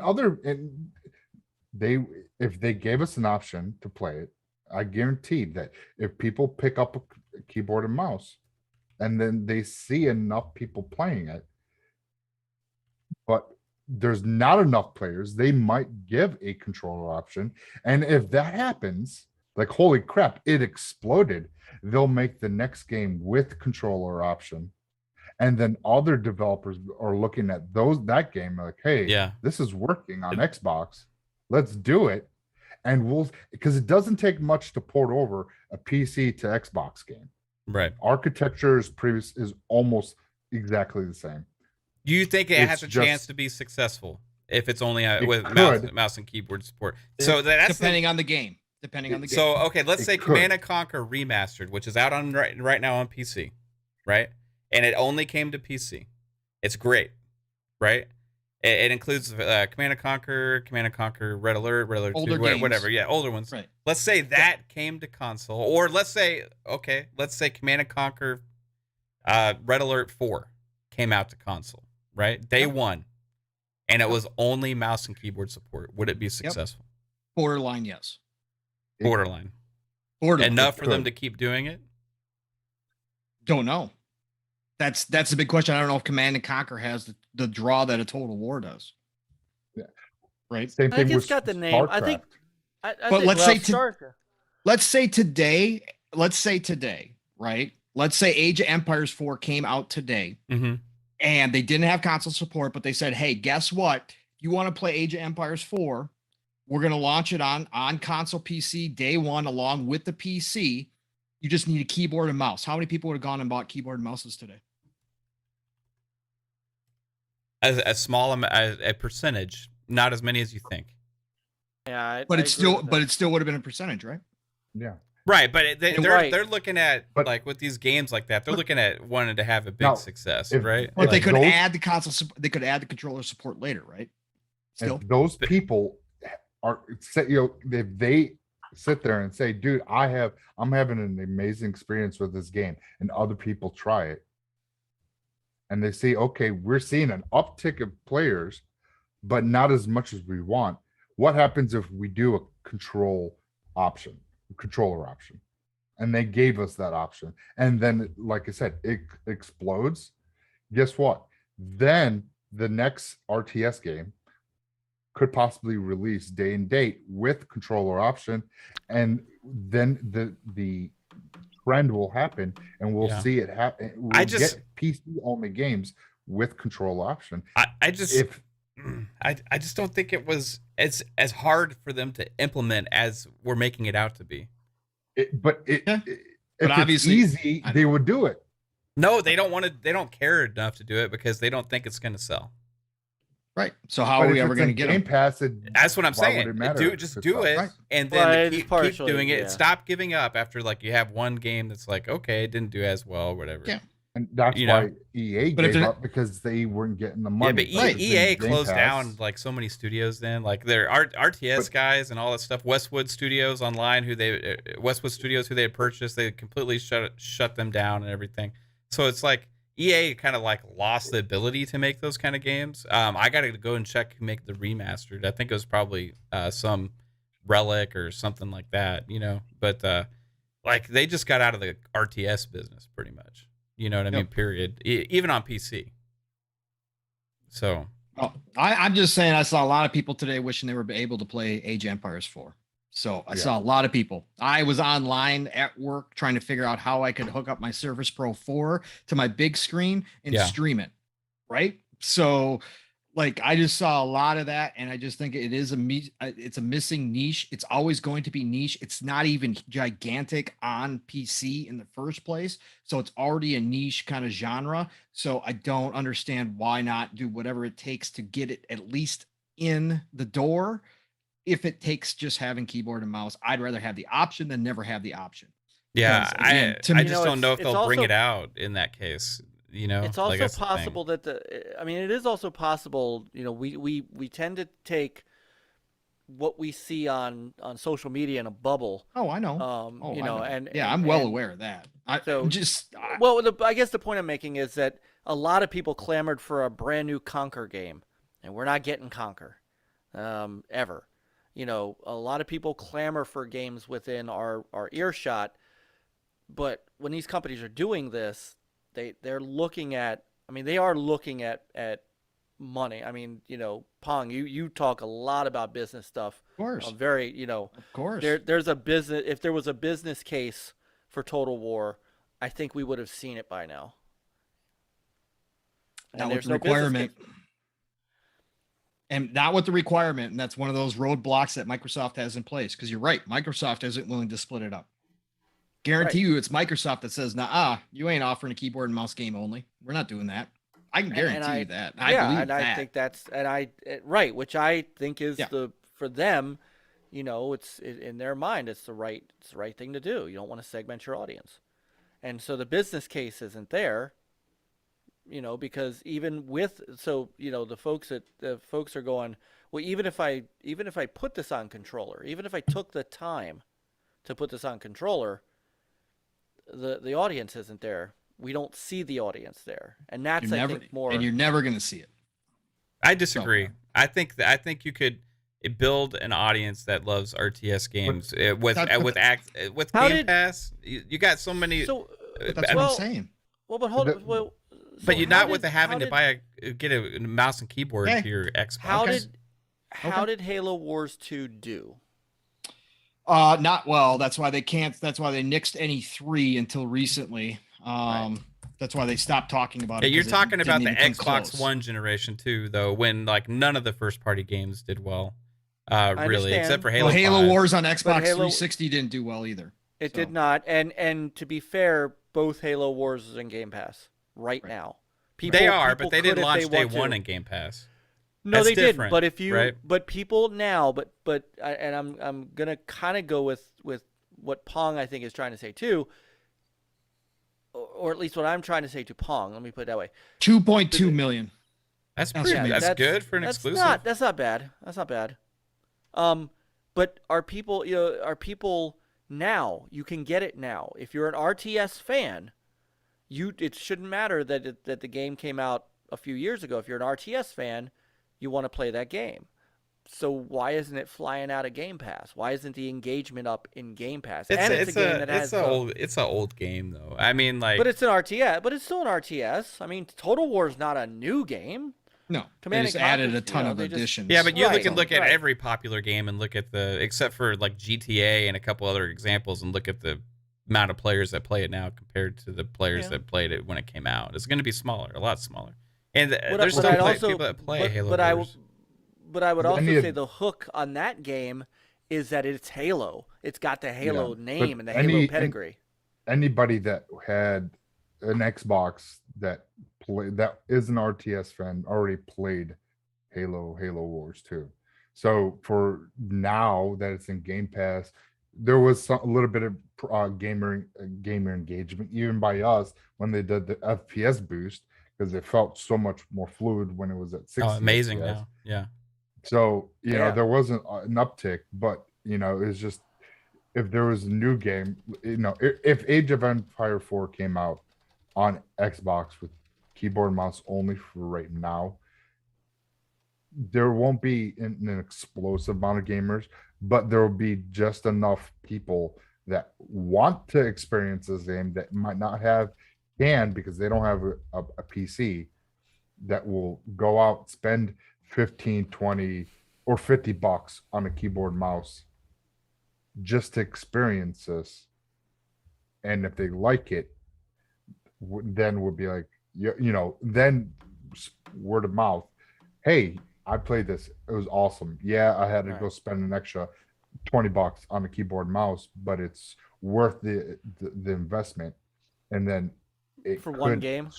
I guarantee you one thing. It could start something, though. That's the thing. If Halo Wars 2 launched on a 360 and only allowed mouse and keyboard support, it would not have had 2.2 million. Not even close. Yeah, I kind of agree. Hey, speaking of Halo, Because a lot of those sales were from PC side, though. You got to remember it did launch on PC.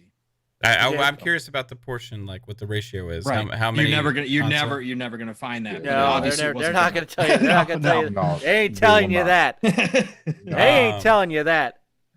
Let's get to a couple super chats. Hey, Chris Jones, $5 super chat. Appreciate you again. He says, "Good thing these are all just opinions." Hey, Right. hey, nothing wrong with a good debate every once in a while, right? Your chat's sending you DMs. Don't let that Mullis guy back on. And it looks like, according to your poll, we got a lot of RTS fans in here. Dude, RTS is amazing. Also, Crazy Louis 64%. Gaming, $5 super chat. Appreciate you, sir. Says Total War would be a huge sale on console. Awesome game. I never played the Total War series, so I can't really speak on it. I know it's a huge series. Absolutely. Creative Assembly is behind that, right? Correct. Sega. They also do. Sega does Company of Heroes. I want these games on console as well. I want Total War on console. I want Company of Heroes 3, which was recently announced to come onto console day one, right? I just think that I would prefer to play them with the controller, and I think that they would sell better if they did. So I want them to be successful. So Chat's at 64%. Yep. hey, right on, chat. Maybe I'm wrong. Hey, Alvin, $5 super chat. He says the Age 4 hype has me wanting to try an RTS. Hey, this is a Game Pass effect here, okay? If it was here and it had controller support, how many people would be playing it on console? Put a out lot. a Twitter poll.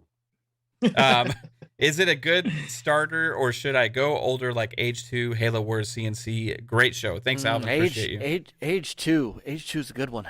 Yep. I say That's start that's with hard. Age That's- 4. Fuck. Or I started with No, it'd two. be better. Age 4 is more complex from what I've seen, right? Than the older ages. They've added some Yeah. layers Yeah. to it. I would start with Age 2, especially if he's never played an RTS before. So each RTS is going to bring a little something different. Yeah. Age is definitely a lot more strategy than like a Halo Wars is, for sure. Yes. There's a lot more you have to monitor. Yeah. a middle keep ground track would of. be Command and Conquer. Yeah, Command and Conquer is kind of middle. Yeah, that was such a classic series. Yeah. Such a classic series. Yep. But Halo Wars 2, I can't recommend highly enough. Yeah. And don't feel overwhelmed. Go online. There are so many people with videos, strategy videos that show you how to use the controller, how to get everything set up quickly. Trust me, it took me a while, but again, I got over 200 matches online with Halo Wars 2. So I put in the work, but once you get it down, that the controller scheme is very, very good. Yeah, you could So, and also play the campaign. The campaign in Halo Wars 2 is excellent. And Excellent. including the DLC, and it also has important story elements for that are going to lead up into Halo Infinite, where you get introduced to the Banished and things like that. If you play the campaign, though, almost all RTS games, the campaign is designed to like walk you through the controls and teach you. right? So Jasper points out good thing too. Age 4 does have tutorials now, so that is an added bonus. Or you could do what I did and just play with somebody like Jasper and have them be on your team against the computer. Have him be a live tutorial. Yeah, and Chris Jones and Paul, shout out to you guys. They basically help me with a lot of stuff. Like, so hey, Age of Empire, we can agree to disagree all day, and that's fine. I think that Pong has very valid points. And it was a good discussion. I don't necessarily like disagree with everything that you're saying. And I think we just both want what we want. You want to play Total War on console. At the end of the day, I want RTSs. Yeah. So I don't Sometimes care. it is funny to watch. Sometimes it's funny to watch the look on your face, though, Pong. Oh yeah, for sure. I'm dead serious. I mean, fuck these guys. I'm arguing my point. So I'm not gonna laugh it off because I'm arguing my point because I just want these this bad. Like I'm serious. Mhm. Like it's one thing missing off of consoles that I hate. I agree with it. We can both 100% agree there. And I think our difference there is just like with how they're gonna do how they can do it and what's gonna make them the most successful and stuff like that. So just think of it as a gamer though, like you're getting to play it right now. Don't you think Pong should be able to play it if he's willing to use a keyboard and mouse too? Yeah, I yes. If at the end of the day there's no other way and them to bring it out on console other than that, then that's fine. I just don't want them to cop out and be lazy about it. I want them to put the controller support in because I don't think that it's as difficult as they're making it out to be. Because there's several examples of where it's been done before. When's the last time you developed a game and figured out the controls? Hey. All right, hold on now. Okay, you need to get a new box. It's not easy. I'm just saying because you're like, I don't think it's as hard as they're making it out. Maybe it is. It's not easy. No, it's because not very easy. few have done it right. Very few have gotten it right. EA's done it right several times, and they used it wasn't perfect. It was good. It was really good. They did different control schemes for each one of them, actually. Like right, and they were all good. Dude, they were clunky as hell compared to Halo Wars 2. They were clunky. If you want to play RTS bad enough, you'll fucking learn those controls. I agree with you. And you go out and buy a keyboard and mouse. Yeah. I'm thinking to myself. Mic drop. Hold on, this opinion sponsored by. Yeah, I'm thinking to myself, next level gaming, sitting over there like where I would usually play games before this, and I have no actual coffee table there. So I'm thinking of like, okay, I gotta go get a table. I gotta figure out how to set this up now, right? Okay, my Xbox is over there, but I'm over here. So how I gotta get a wireless keyboard and mouse? Can you know what I mean? Like, there's all these like little hurdle things for the average like just person that I think like I understand a lot of people can make it work, right? This has got to be the longest RTS conversation man. about console RTSs on any podcast ever. But this is impressive. You can tell how much we both love the fucking RPS genre, though, based on this. Right. Like, it's like we've had these conversations like before this show. Like that about look on Caitlin's Caitlin's face's avatar is probably the same look she's got right now. Less smile though. Yeah, let's smile. All right. We're like, what the fuck? New era of Xbox is here. Pong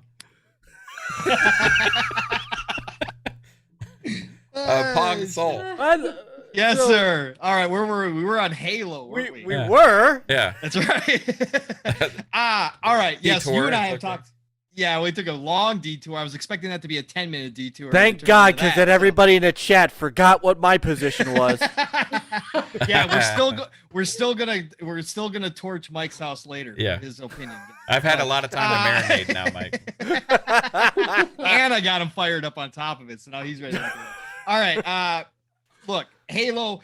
As far as the campaign goes, it's everything that I love. Yeah. Okay. It's only missing the loot. That's why I was laughing when Brother Mike. Hey, Pong, said did that. you hear though? Yeah. Before you say anything more, this news just came out. Okay. Halo Infinite is launching on console with only mouse and keyboard support.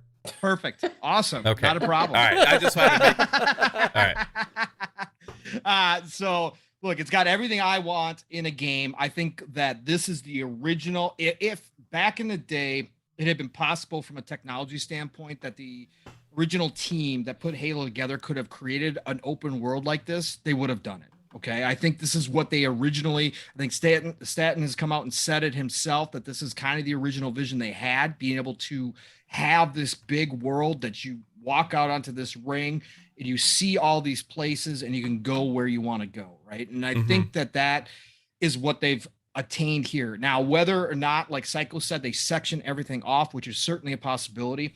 Either way, I don't have a problem with it. Now, from Brother Mike's comments, I agree with you wholeheartedly, Brother Mike. I have already said this on multiple shows now. That trailer, that overview, whatever you want to call it, screamed co-op. Screamed co-op. Absolutely a titanic miss not to have co-op there day one, but it is what it is.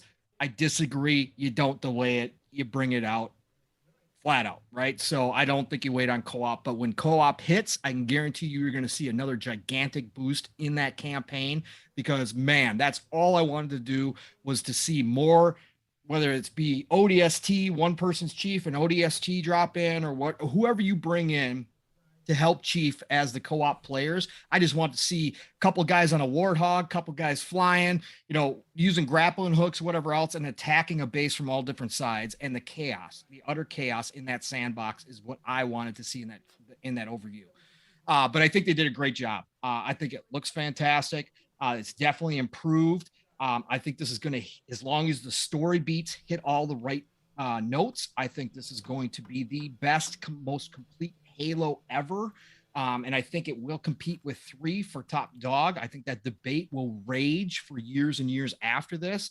Brother Mike, I hear your concerns about the open world. I really think that the 343 knows that they have to have a path where people who just want to get through the story with as little side missions as possible are going to have that option. I don't think you're going to have to stop off on all those points just to move on. So I think you're going to have some kind of path where you can get through the story in a relatively shorter period of time. You're not going to have to go and do all that stuff and get lost, and if you don't want to. I think they're going to have a pretty direct path to get through the main campaign.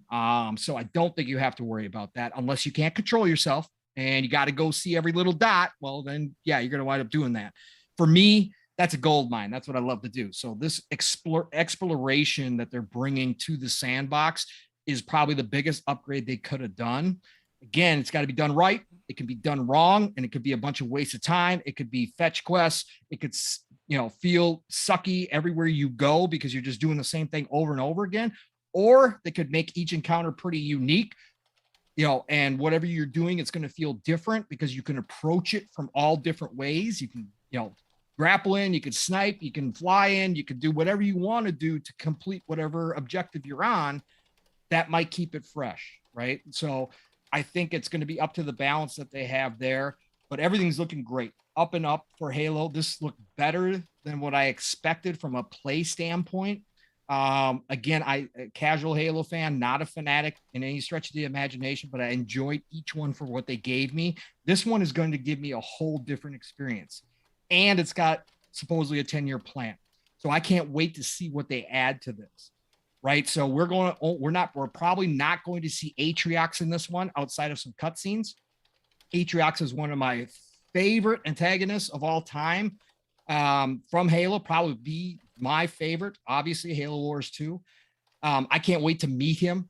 However they lead up to that battle, whether it's a year from now or whether it's 2 years from now when we finally get the DLC that lets us fight Atriox, I can't wait for that moment. Right now, it feels like we're going to be centered on his lieutenants, which is fine. I don't have an issue with that. I get what they want to do here with the expansions. I can't wait to see what other stories they give us.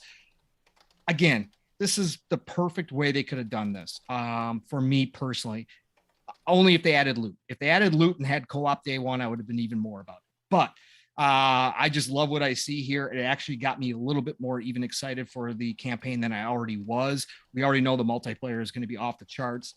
So yeah, Halo's doing everything right. I have zero problems with 343 and where they're going with this right now. Right on. By the way, I do want to clarify something. Linear and shorter doesn't necessarily have to mesh. I'm good with a long campaign. In fact, I like long campaigns. I thought Halo 4's campaign was pretty decently long. As long as if what you're saying is true, Yeah. then I may have a bit, and then I can use the outer points to then go out with people and do all those that other stuff. So that's a point that I had not heard before. So it's a good point to consider. Yeah, it's a point to I'm consider. I'm a total hypocrite. I'm gonna play it when it comes out. I'm a total. I can admit that because I'm old and what is the chat really gonna do to me? I'm a hypocrite. I'm gonna play it now, and I said this last night too. My concern about it is, will it hold me with all that open world? Right. That's will it hold my interest? Because I'll tell you what. Sorry, anime. I mentioned Ghost Recon before. I was just trying to make a comparison on maps. Ghost Recon held my interest. Red Dead Redemption held my interest for like 2 hours, and then I was done. I don't want that to happen with Halo. I love Halo to death. I was that guy. I was that guy playing Halo on System Link, with a VPN connection, and then hauling my Xbox to people's houses to do LAN parties. I was that guy. Halo is in my blood. That's why I'm concerned. So anyway, Psychonauts, the floor is yours. Sorry. You there, bud? Hey, Psycho. What's up, man? Hi. How's it going? We're talking about Halo Infinite. Are you? Yes. It's a good game. Are you okay? Yeah. Are you? Psycho's great. Are you concerned about the open world formula, Psycho? Of course he's not. I said earlier, I'm not. What I think, what they're going to show us, could be very good. It could be, like it's still could be a little linear, semi-open world. Like I said, if you go to certain strongholds, it opens up the map. I don't have an issue, as long as they do it right. And now if it's if the map is totally open right off the bat, then that does take away the Halo experience of the original games and could muddy the story for you. You know what I'm saying? You're not. So that's why I believe that it's going to be somewhat linear, but still open at the same time. You do certain things, it opens up other portions of the map. So the story progresses for you and you still get the story the way it should be told. But you have to hit, certain key points to get to that option. So I'm not worried at all. I'm very excited. I remember you run through all. It's been so long because we went on this Age of Empires thing. You know what I mean? Like it's like I forgot that you even talked about this before. Yeah, that's why I said That's why I said Pong. over to you because I forgot that. Yeah, I forgot that you I actually. remember. Yeah. Well, I'm sorry. Awesome. I had something popped up and it was playing in the background, so I was just like, fuck. Hey, babe. I apologize, Sister Kaitlin. Hey, sweetheart. Are you concerned about an open world Halo? Sorry, Mike. Okay. Yeah. No. Wow. I don't even what the fuck does that even mean? Like, does it mean it's like GTA? Yeah, not really. No. Yeah. It's like you can carjack grunts. I mean, you can do a lot of different things like GTA. Actually, there's no prostitutes. If you could carjack we don't know that, Mav. There could be. If you could, I said this. If you could carjack, imagine this. Okay, imagine this mechanic real quick, and I'm just shut up and let Kaitlin talk. Imagine you take that grappling hook and you can jack a ghost while it's driving by. You sure you can, can't you? Yeah. I suck at jacking ghosts. Yeah, I did it. I suck at it. If I could do it, I know you used to do it to me all the frickin' time. Well, Are we okay? So yeah, I don't know. Sorry, I gave her some of my tea that I have been drinking. Yeah. These really aren't nut thins. They're. But what is there to be concerned about with it? People are worried it's going to be Far Cry Halo. Right. And by people, I mean that Mullis Mike. guy. Oh, does that mean like you can just like kind of like deviate from the story and explore and shit like that? Yes. Yeah, there's side stuff to do. Correct. I mean, that would be cool, right? Yeah. Of course. Of course. Yeah, Mike, that would be cool. Why don't you want that? We're trying to figure that What out. am I right now. back on NLG? Jesus. All right, so all right, guys. Like Chris has literally told me, "Well, you'll just have to wait, sucker." I think back to Halo CE, right? That moment you step off the Pelican and you see this ring before your very eyes, and you're on this. We don't know what it is yet at the time, right? Really, we just know we're on this ring and this like this vast open environment, and you're gonna walk forward, and then throughout that game, they kind of made you feel like you were in this bigger world, but they forced you into narrower like circumstances. You know what I mean? Right. And back then, thinking about what I wanted for the future of Halo to be, I wanted that to be actually open to where I could go anywhere and be the chief and do what I want. Right. And just thinking back to then, my dream Halo game, it's like this is the answer to that question, right? Of like, what if you could go back in time and say, what do you want Halo to turn into one day? This is what they're creating. Now the key thing is they got to keep that story in check, right? That's the hardest thing to do with open world games.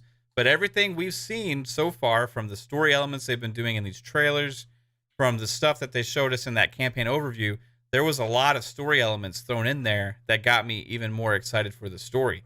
Going on to what happened to the Infinity, going on to new antagonists like Jaga or Domni and Harbinger of Truth, and feeling of being hunted. You got Escarum and the Banished coming after you, and you're on this planet and you're going to feel overwhelmed. Not only that, but they're adding elements of like a day-night cycle, being able to call in the different vehicles that you want to control. I always remember like, oh my God, I really wish I had a Banshee right now, right? But they always had this gameplay design where they try to give you what you needed for the level that you're in. Now it's your choice. You know, like you're going to make the decision on how you're going to approach those situations. And for me, that's more immersive than the other way, where I feel basically like I'm in this situation where, oh, that's convenient. There happens to be a ghost right here, right as I need a ghost to progress through the level, right? Like those things can kind of take you out of it, right? Whereas this, it's like there's a structure to that world that it does feel familiar because it works, right? Like it works for open world games to have a somewhat structure, but there's doing a lot of things different here as well. They're not just copy paste Far Cry, copy paste this, copy paste that. And the other key thing is, regardless of anything else, right? When you look at this, and when you're running around, you're driving the Warthog, you're flying the Banshee, you're driving the Ghost, and you're shooting the battle rifle, you're using the grapple shot, you're using the rocket launcher, you're taking out the bases, does it feel like Halo?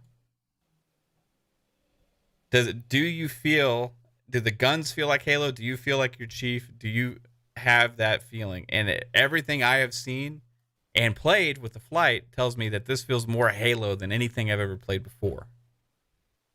So going into this, my mind is not worried about the open world formula and stuff like that.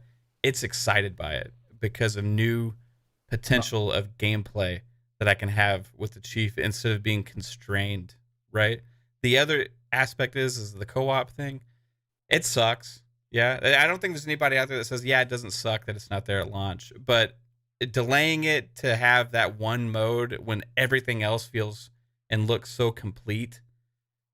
You could say 3 months from now, 6 months from now, a year from now, 2 years from now, there's going to be more content in this game. There's going to be more modes that weren't there at launch. There's going to be new stuff to do. And this is going to be another one of those things. This is going to be the first thing for us to get excited about.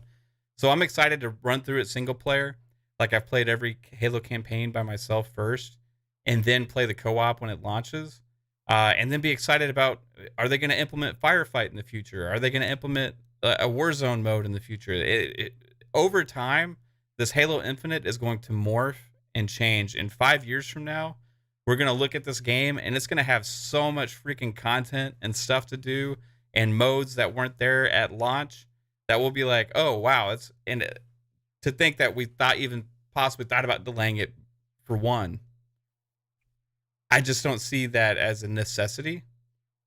I think that it sucks for the people, obviously, that were looking forward to that the most, right? Like that's their main Halo experience. I feel for everybody that has that, but it's just not the majority of players. And I think that it's going to have a lot of content at launch, more than almost every game. More than almost every game that comes out. This is going to have more content than at launch.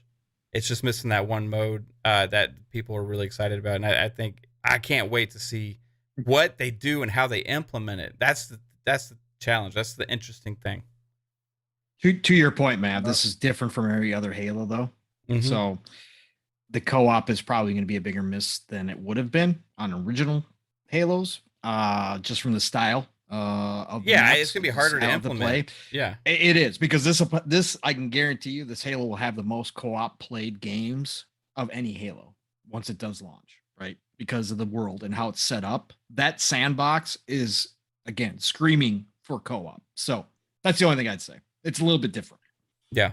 Now, the one thing that might have a slight concern is that I saw on Twitter somebody was like, we only seen one biome in the Halo universe, in Halo Infinite. We only seen this, every trailer, everything is showing the same area.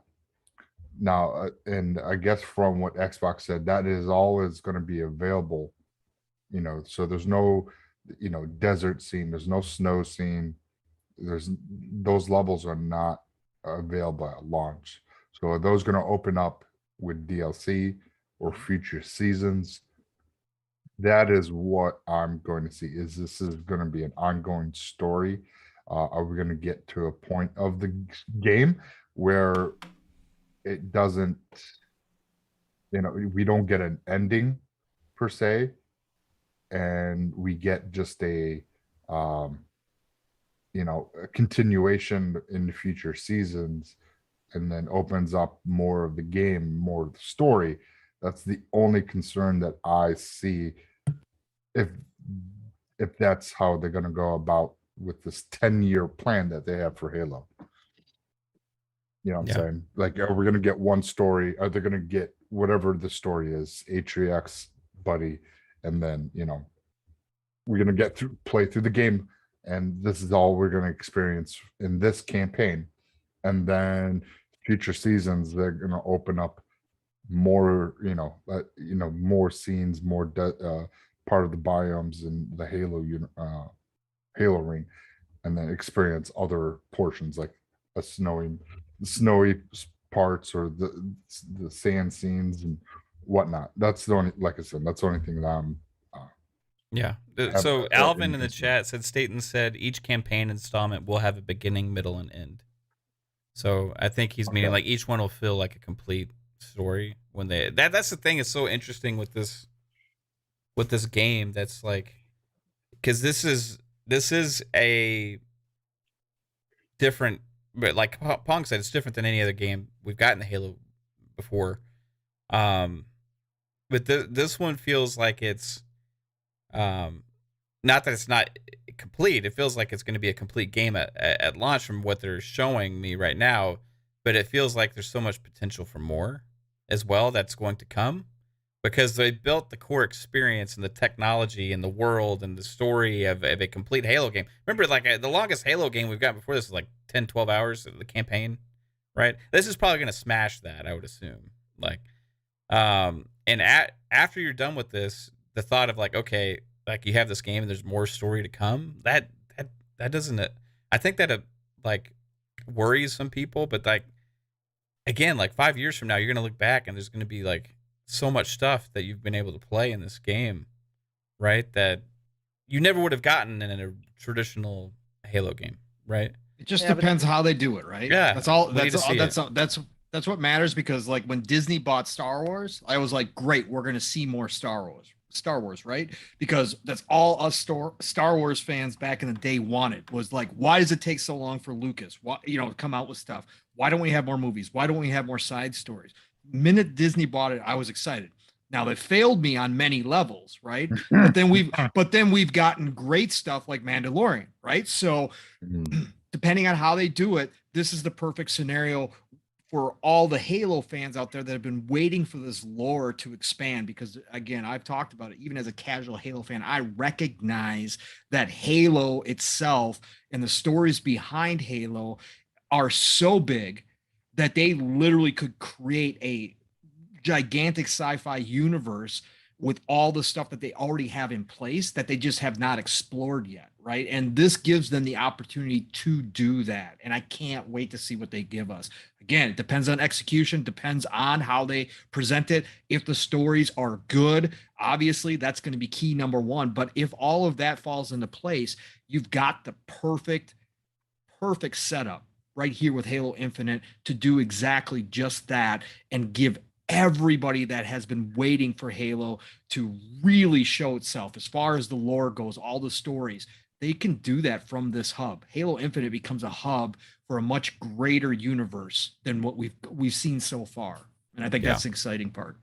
I want to see those books and other stuff like come to life in game form.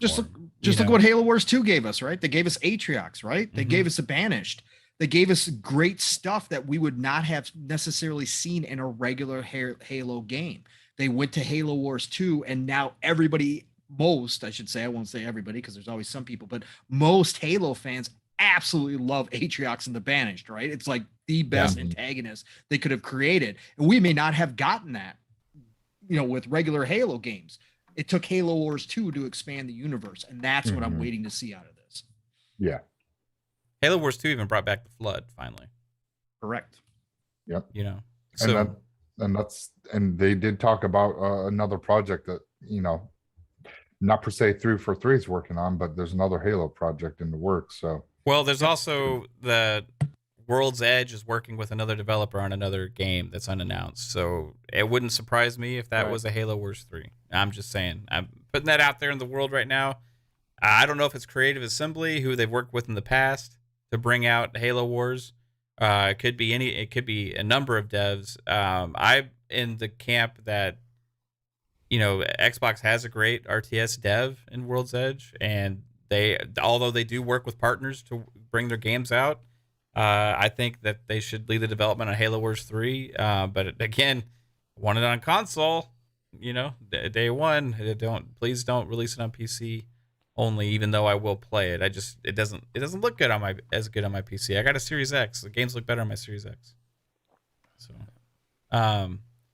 Mike, you look like you're pondering something. Yeah, as we continue to talk about the, there are people out there that are like me, who are 3-Bit's one of you, apt to make it. I wonder how many people actually. That's surprising, actually. But he's a multiplayer guy by trade, so I could see 3-Bit. I could see holding off on the campaign because he's gonna be playing multiplayer almost all the time. I mean, that's another thing too that could hold people off, until, because I was being facetious about being a hypocrite and playing it day one. I'm not sure.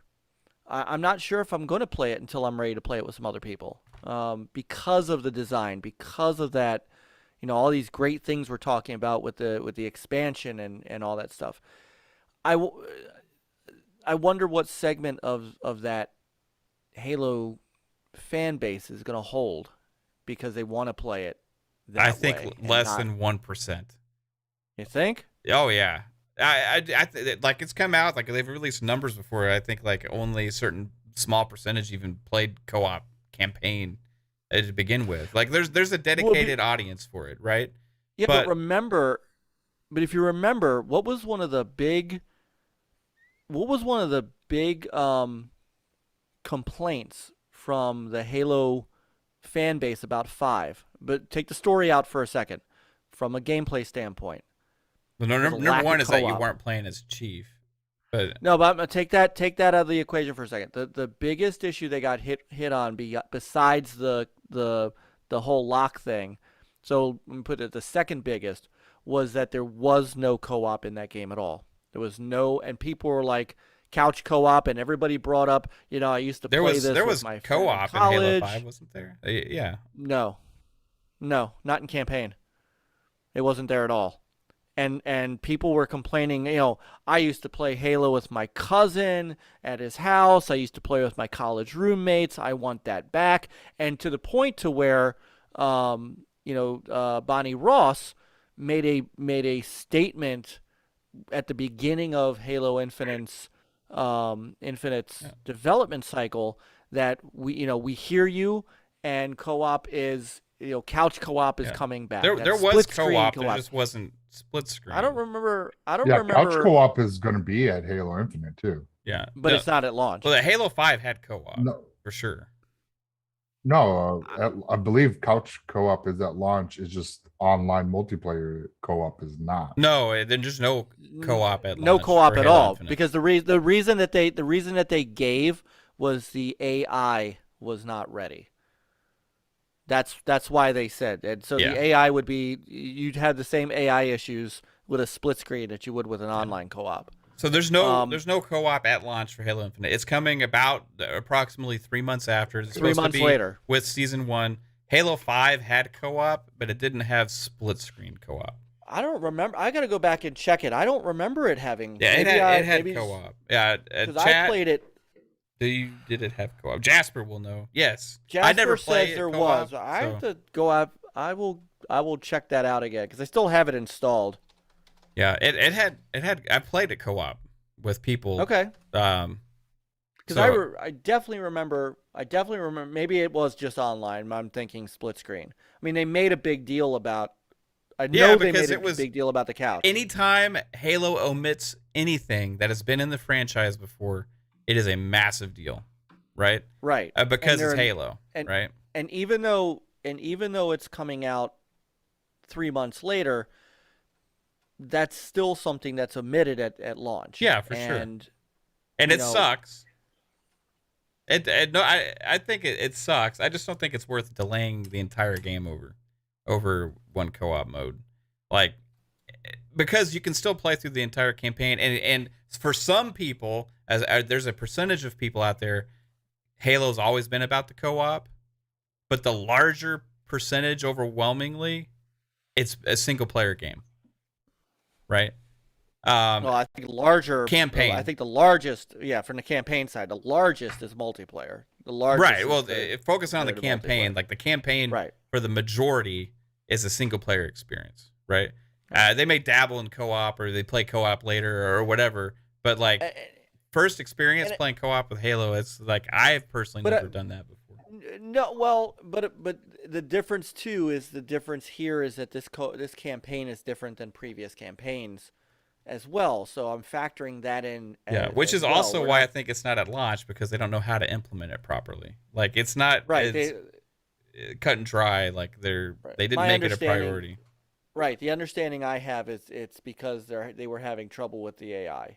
Yeah, I think spawn locations, spawn points, and all that kind of stuff. Those lines. It's easier to do it. It's easier to do it when you are when Halo is a corridor shooter, just a larger corridor shooter than Doom, but it's still a corridor shooter. You go point A to point B, and then you kill everything in between. Yeah. It's easier to do co-op that way for sure, because you have set pieces. You have, everything is set the same. So I get that.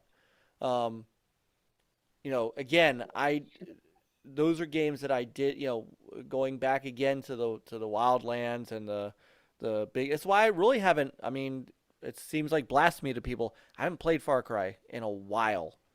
Because I'm open worlded out by myself. At the same time, we just finished playing Halo 4 co-op, and I had the greatest time with it.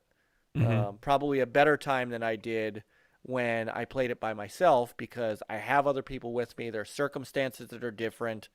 And I'm thinking of that in this big open world is that, the bigger the maps, the bigger the area, the less to me, and just to me, the less to me it feels like I am going to have fun with it. Like, I had a lot of fun, playing games where, like Gears 5, we talked about this last night too. Gears 5 Hive Busters, Peter, Chris, and me playing through that. And even though that was a lot more closed than what Halo Infinite's going to be, man, the situational stuff that we did, the banter, hey, I'm going to go flank, I'm going to do this, we strategize, stuff like that. You lose all that where you didn't have that issue in previous Halos when you were enclosed. Here, there's not as much strategy to be had. There's not. I mean, I'm trying to approach, and I think what could happen is they're supposed to talk about this more in the middle of the month, right? At the 20th anniversary, we're supposed to get more information. Do I have that right? Halo's going to be there in some form or fashion because they're celebrating 20 years of Halo as well, but they haven't really said exactly. I think they might at this next, whatever, they might satiate all of my concerns. They might come out and say, like what Psychonauts is saying is, it's, and what Pong is saying. No, it's linear if you want it to be. It's open if you want it to be. Yeah. And this is the stuff, and could totally satiate my concerns. I just, right now, as I see it, and when I saw that map, my brain went to a game that I don't play by myself.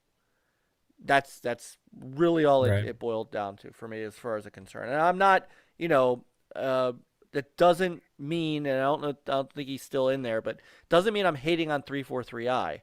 I think 343i has done a marvelous job taking over for Bungie, because most of Bungie is really 343i. Let's call it what it is.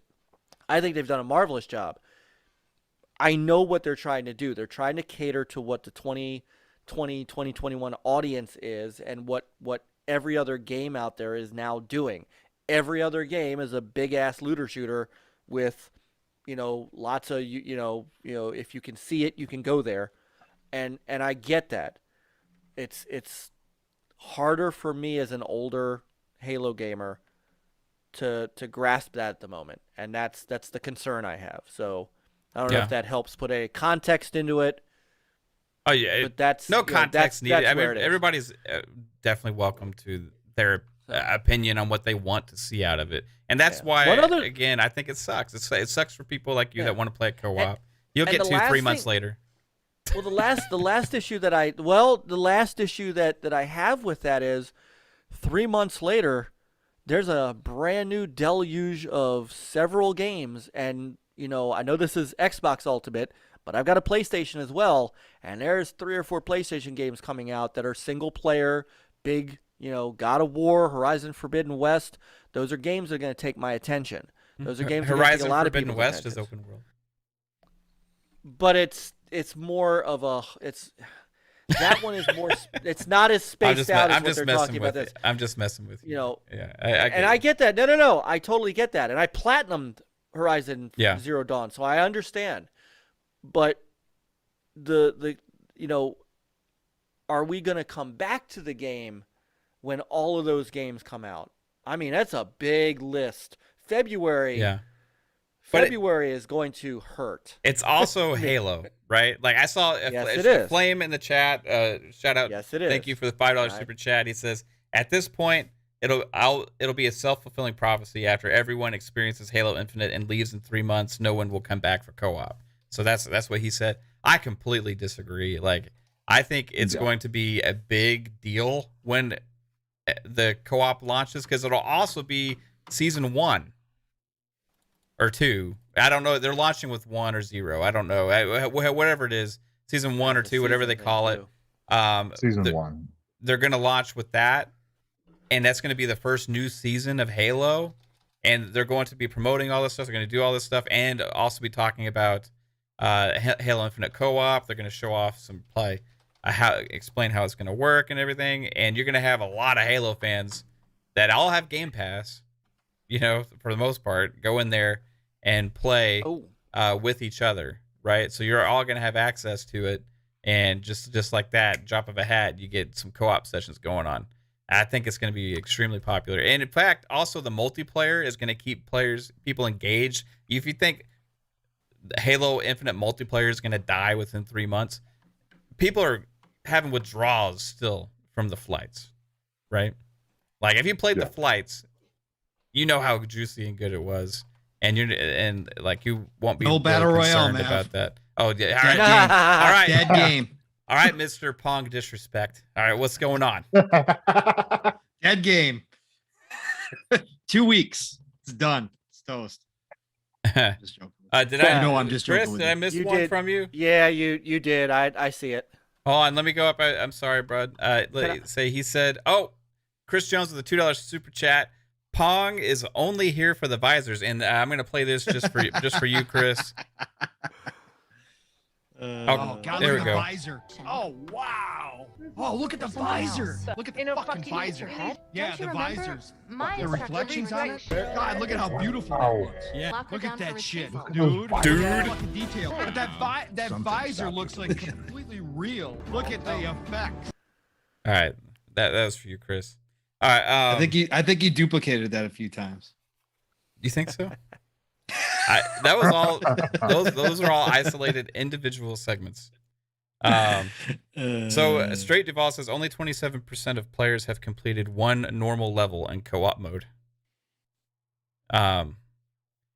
It's again living in a bubble. People all want this thing, right? But and you hear a lot of conversation about it, but the masses don't really play it that much, right? So, are they going to delay an entire game that has all of this content for one aspect? I don't think so. I don't think it would be the right move. All right, what were you saying, Secco? Yeah, I have no idea. Okay. I'm so high right now. We talking. I'm sober. I did want to go into that other thing, but it's already been 2 hours and 36 minutes, so we're gonna have to save that, Pong, I think. You're welcome. I destroyed your list. Yeah. Well, what's the other thing? We'll have to talk about that in PM next week. Yeah. Oh, see, that was his master plan all along. It's just a if he secret just holds game. us with the RTS talk for a good hour. It's just a game that Pong discovered that was being created, and we have very specific details about, and it's going to be absolutely awesome, and it's something that a lot of people have been asking for. Well, I didn't discover shit. So. You discovered. I just happened to see stuff. Yeah, Yeah. see stuff, and then No, Pong's not the inside. He sensed something that other people have noticed. Yes. I'm excited to talk about it, but it'll have to be another day. Oh yes, that game. Mm-hmm. Yes. Yeah. Yes. So I want to thank everybody in the chat. You guys rock. Thank you so Hell's much for Kitchen. being here. I love you all. Thanks for the super chats. Thanks for all the chat, just regular chat, just hanging out, just being awesome. I love seeing how excited and freaking y'all were having a lot of thoughts when we were going off on the RTS stuff and Halo. Just great conversations. New era of Xbox is here. Hey babe, this is a test because she may have texted me and said, hey, I gotta step away. Probably. And yep, and she had to go. Hey, so we'll do her outro last. Hey, Pong Soul, where can everybody find you, sir? You're starting with me, and I'm gonna start with the guest, brother No, Mike. because yours is the longest, so that way I have a chance to get back. We always save mine till the end because it's the longest. That's what most people have checked out No. already. Okay, all right, hold on. All right, You Mike. want me to go? No, I'll go. we'll go with Mike first. You're Okay, right. I'm all being right, rude. Our special esteemed guest, Dude, Mr. no, OG-NLG, Mike Mullis, Stinger, the man that is #1 Amico fan. Yes, sir. Hey. Hey, Nice. See? thanks for being here, thank bro. you. Hey, thanks for the invite. No, this was a lot of fun. I came in knowing that I was going to be outnumbered on the Halo thing, and that's cool. It's all right, you know. But no, seriously, you guys know how I feel about you all. You guys become really good friends very quickly. Mav, I love what you're doing. We always kind of joke, when is Mav not streaming? You know, but honestly, I love what you guys are doing. I love what you're trying to build. PM in the PM is great. I'm trying to you know, I catch pieces of it while I'm setting up for NLG. You know, because you know, Pong, you are a great source of information. I was gonna say nice things to you until I saw Cancel Brother Mike. That's nice. That's nice. Nice. Oh, thank you, Chris Jones. Chris Jones tweeted out the show and forgot me in the first place. You know, you guys do it right, and I really appreciate, you know, being here. You asking me to come on. And you know, you guys are all my gaming family brothers, and my sister Kaitlin, and a lot of people in the chat that you know, are part of that gaming family too. That it's always great to be here, and it's always comfortable to be here, and that's one of the important things about YouTube shows and stuff. And you know, when you start going on other people's shows, you gotta figure out if you're comfortable or not, and I'm always very comfortable here. Yeah, so that's thank awesome, you so man. much. Well, hey, you're always welcome here, and make sure. Well, you guys did for you sure. shout out your show? Like, where can everybody Oh. find you? Oh shit. I want to make sure we don't forget. No, so all right, so it's the original Next Level Gaming. You can find us on YouTube by actually typing in Next Level Gaming. You'll find us. We are on Thursday nights at 9 p.m., which is right after PM in the PM. So you know, it's myself, Peter Hugh-Tank, HTK, and Chris Fastback. They're both in the chat. Unbelievable gamers, unbelievable people. They are. I don't know where I would be without them. You know, Peter's been with me now for 6 years, and I mean, that's just, it's amazing the stuff we do. We're also doing a lot of live streaming now, and you know, game playing and stuff like that. Yes, if any of you are retro based as well, we do retro stuff as well as you know, in Television Amico, which is hopefully coming soon. You know, so we try to pick up, you know, Xbox, PlayStation, retro, and everything in between. So, you know, if you want a place to just sit down and talk games and have a good time, get away from the nonsense, once you're done over here and hanging out with these fine people, come see us and, you know, make your Thursday night, you know, like NBC. You know, you got great shows all through NBC, you know, Thursday nights on NBC. You like this. Right on, dude. Awesome. Great show, and also great chat that over there on NLG, and great community that you have built over there, and been going at it for a long time. So keep at it, dude. I'll get to Pong last. Okay. Mr. Mellow Fellow, Psychonauts from Outer Space, who's really been outer space this episode a couple times. Yeah. What's up, man? Hey, where can everybody find you? I'm feeling fucking fantastic.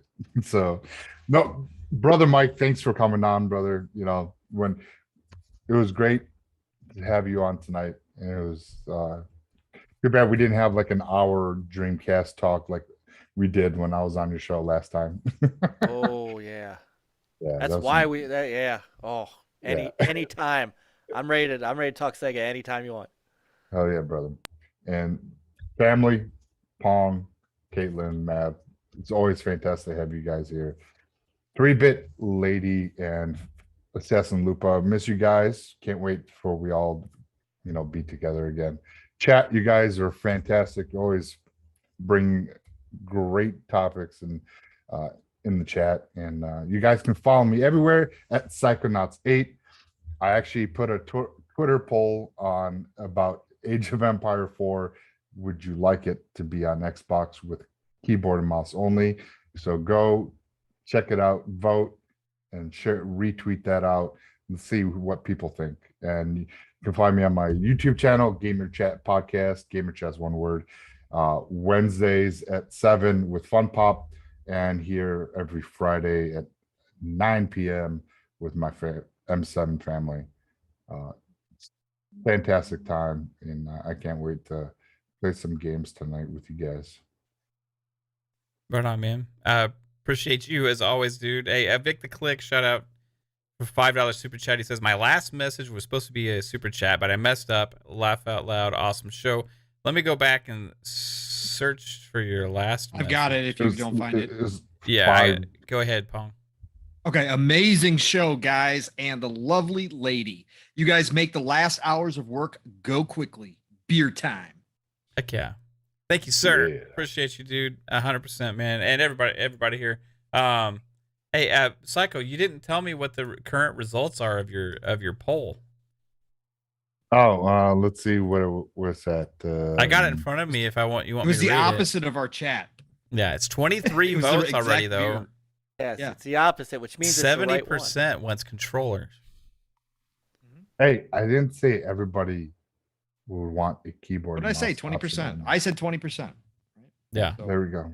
And let's see, you got 2 days on it, so share it, tweet it, do whatever. Yeah. Let's see what you guys feel.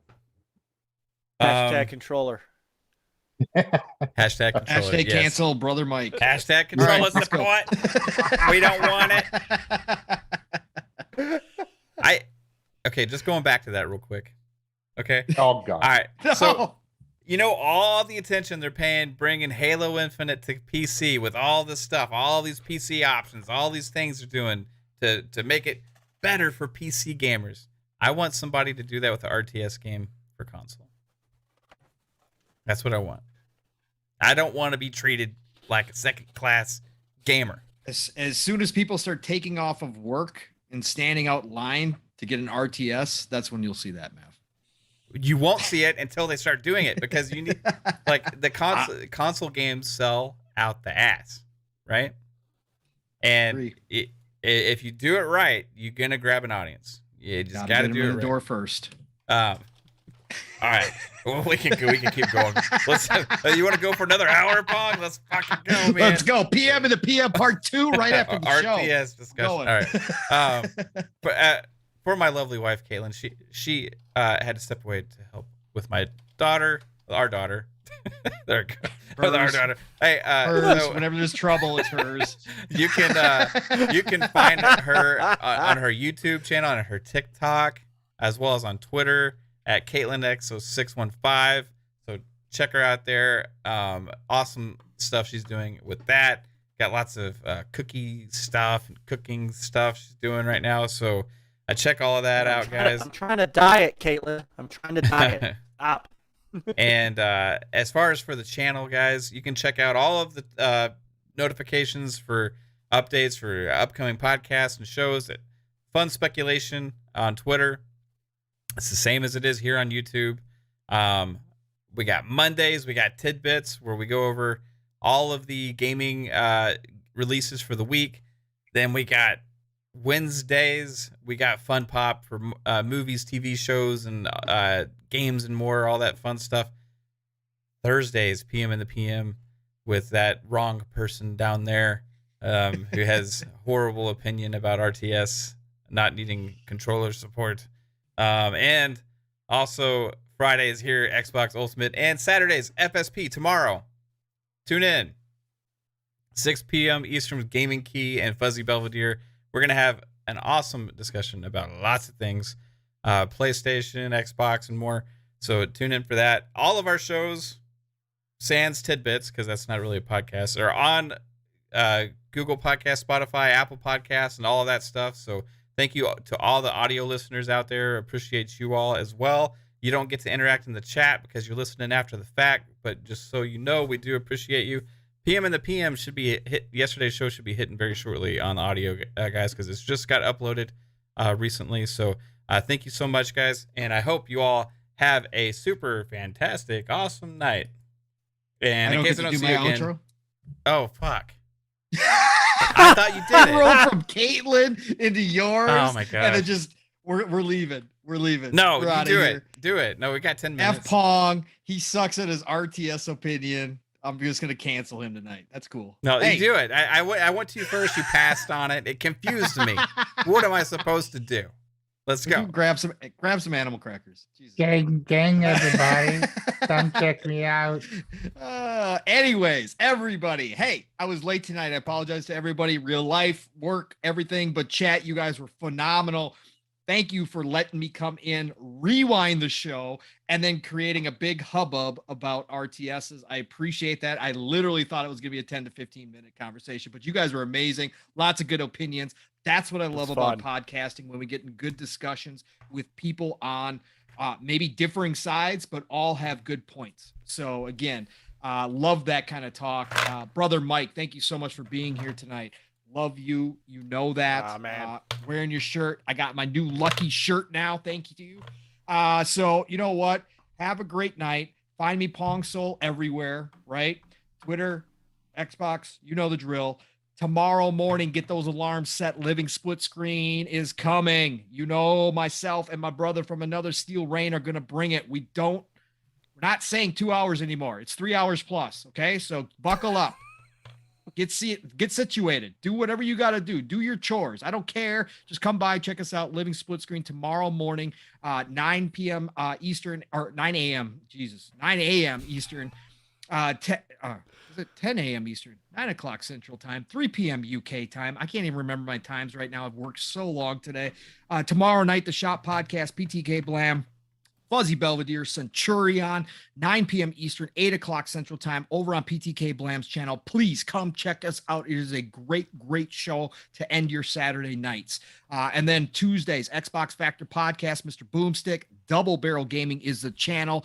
You know the drill there. Zemi Games, 3-Bit is back when he's available. Mav is a part of the show. We got Archimedes over there now, and myself, Hall of Fame panel on Tuesdays, 12 p.m. Eastern, 11 o'clock Central Time. Like Mav said, Thursday night's the new show. We just finished episode 2. Go check them out. We've had some great discussions already. PM in the PM. Pong and Mav in the PM. That is Thursday nights at 7 o'clock Eastern, 6 o'clock Central Time. Be there for episode 3 coming up on Thursday. Otherwise, Golden Age of Gaming is here. Enjoy it. So much stuff. I now have Riders Republic, so I'll see you all out on Riders Republic as well, because thanks to Major Nelson and Xbox again for free Code Friday contest, I left Friday a winner. So I'm going to see you all on Riders Republic, but play what you love what you play, and we'll talk to you real soon. Bye, everybody. Play on, gamers. Take it easy. Crackers. Bye. Later, all. Oh.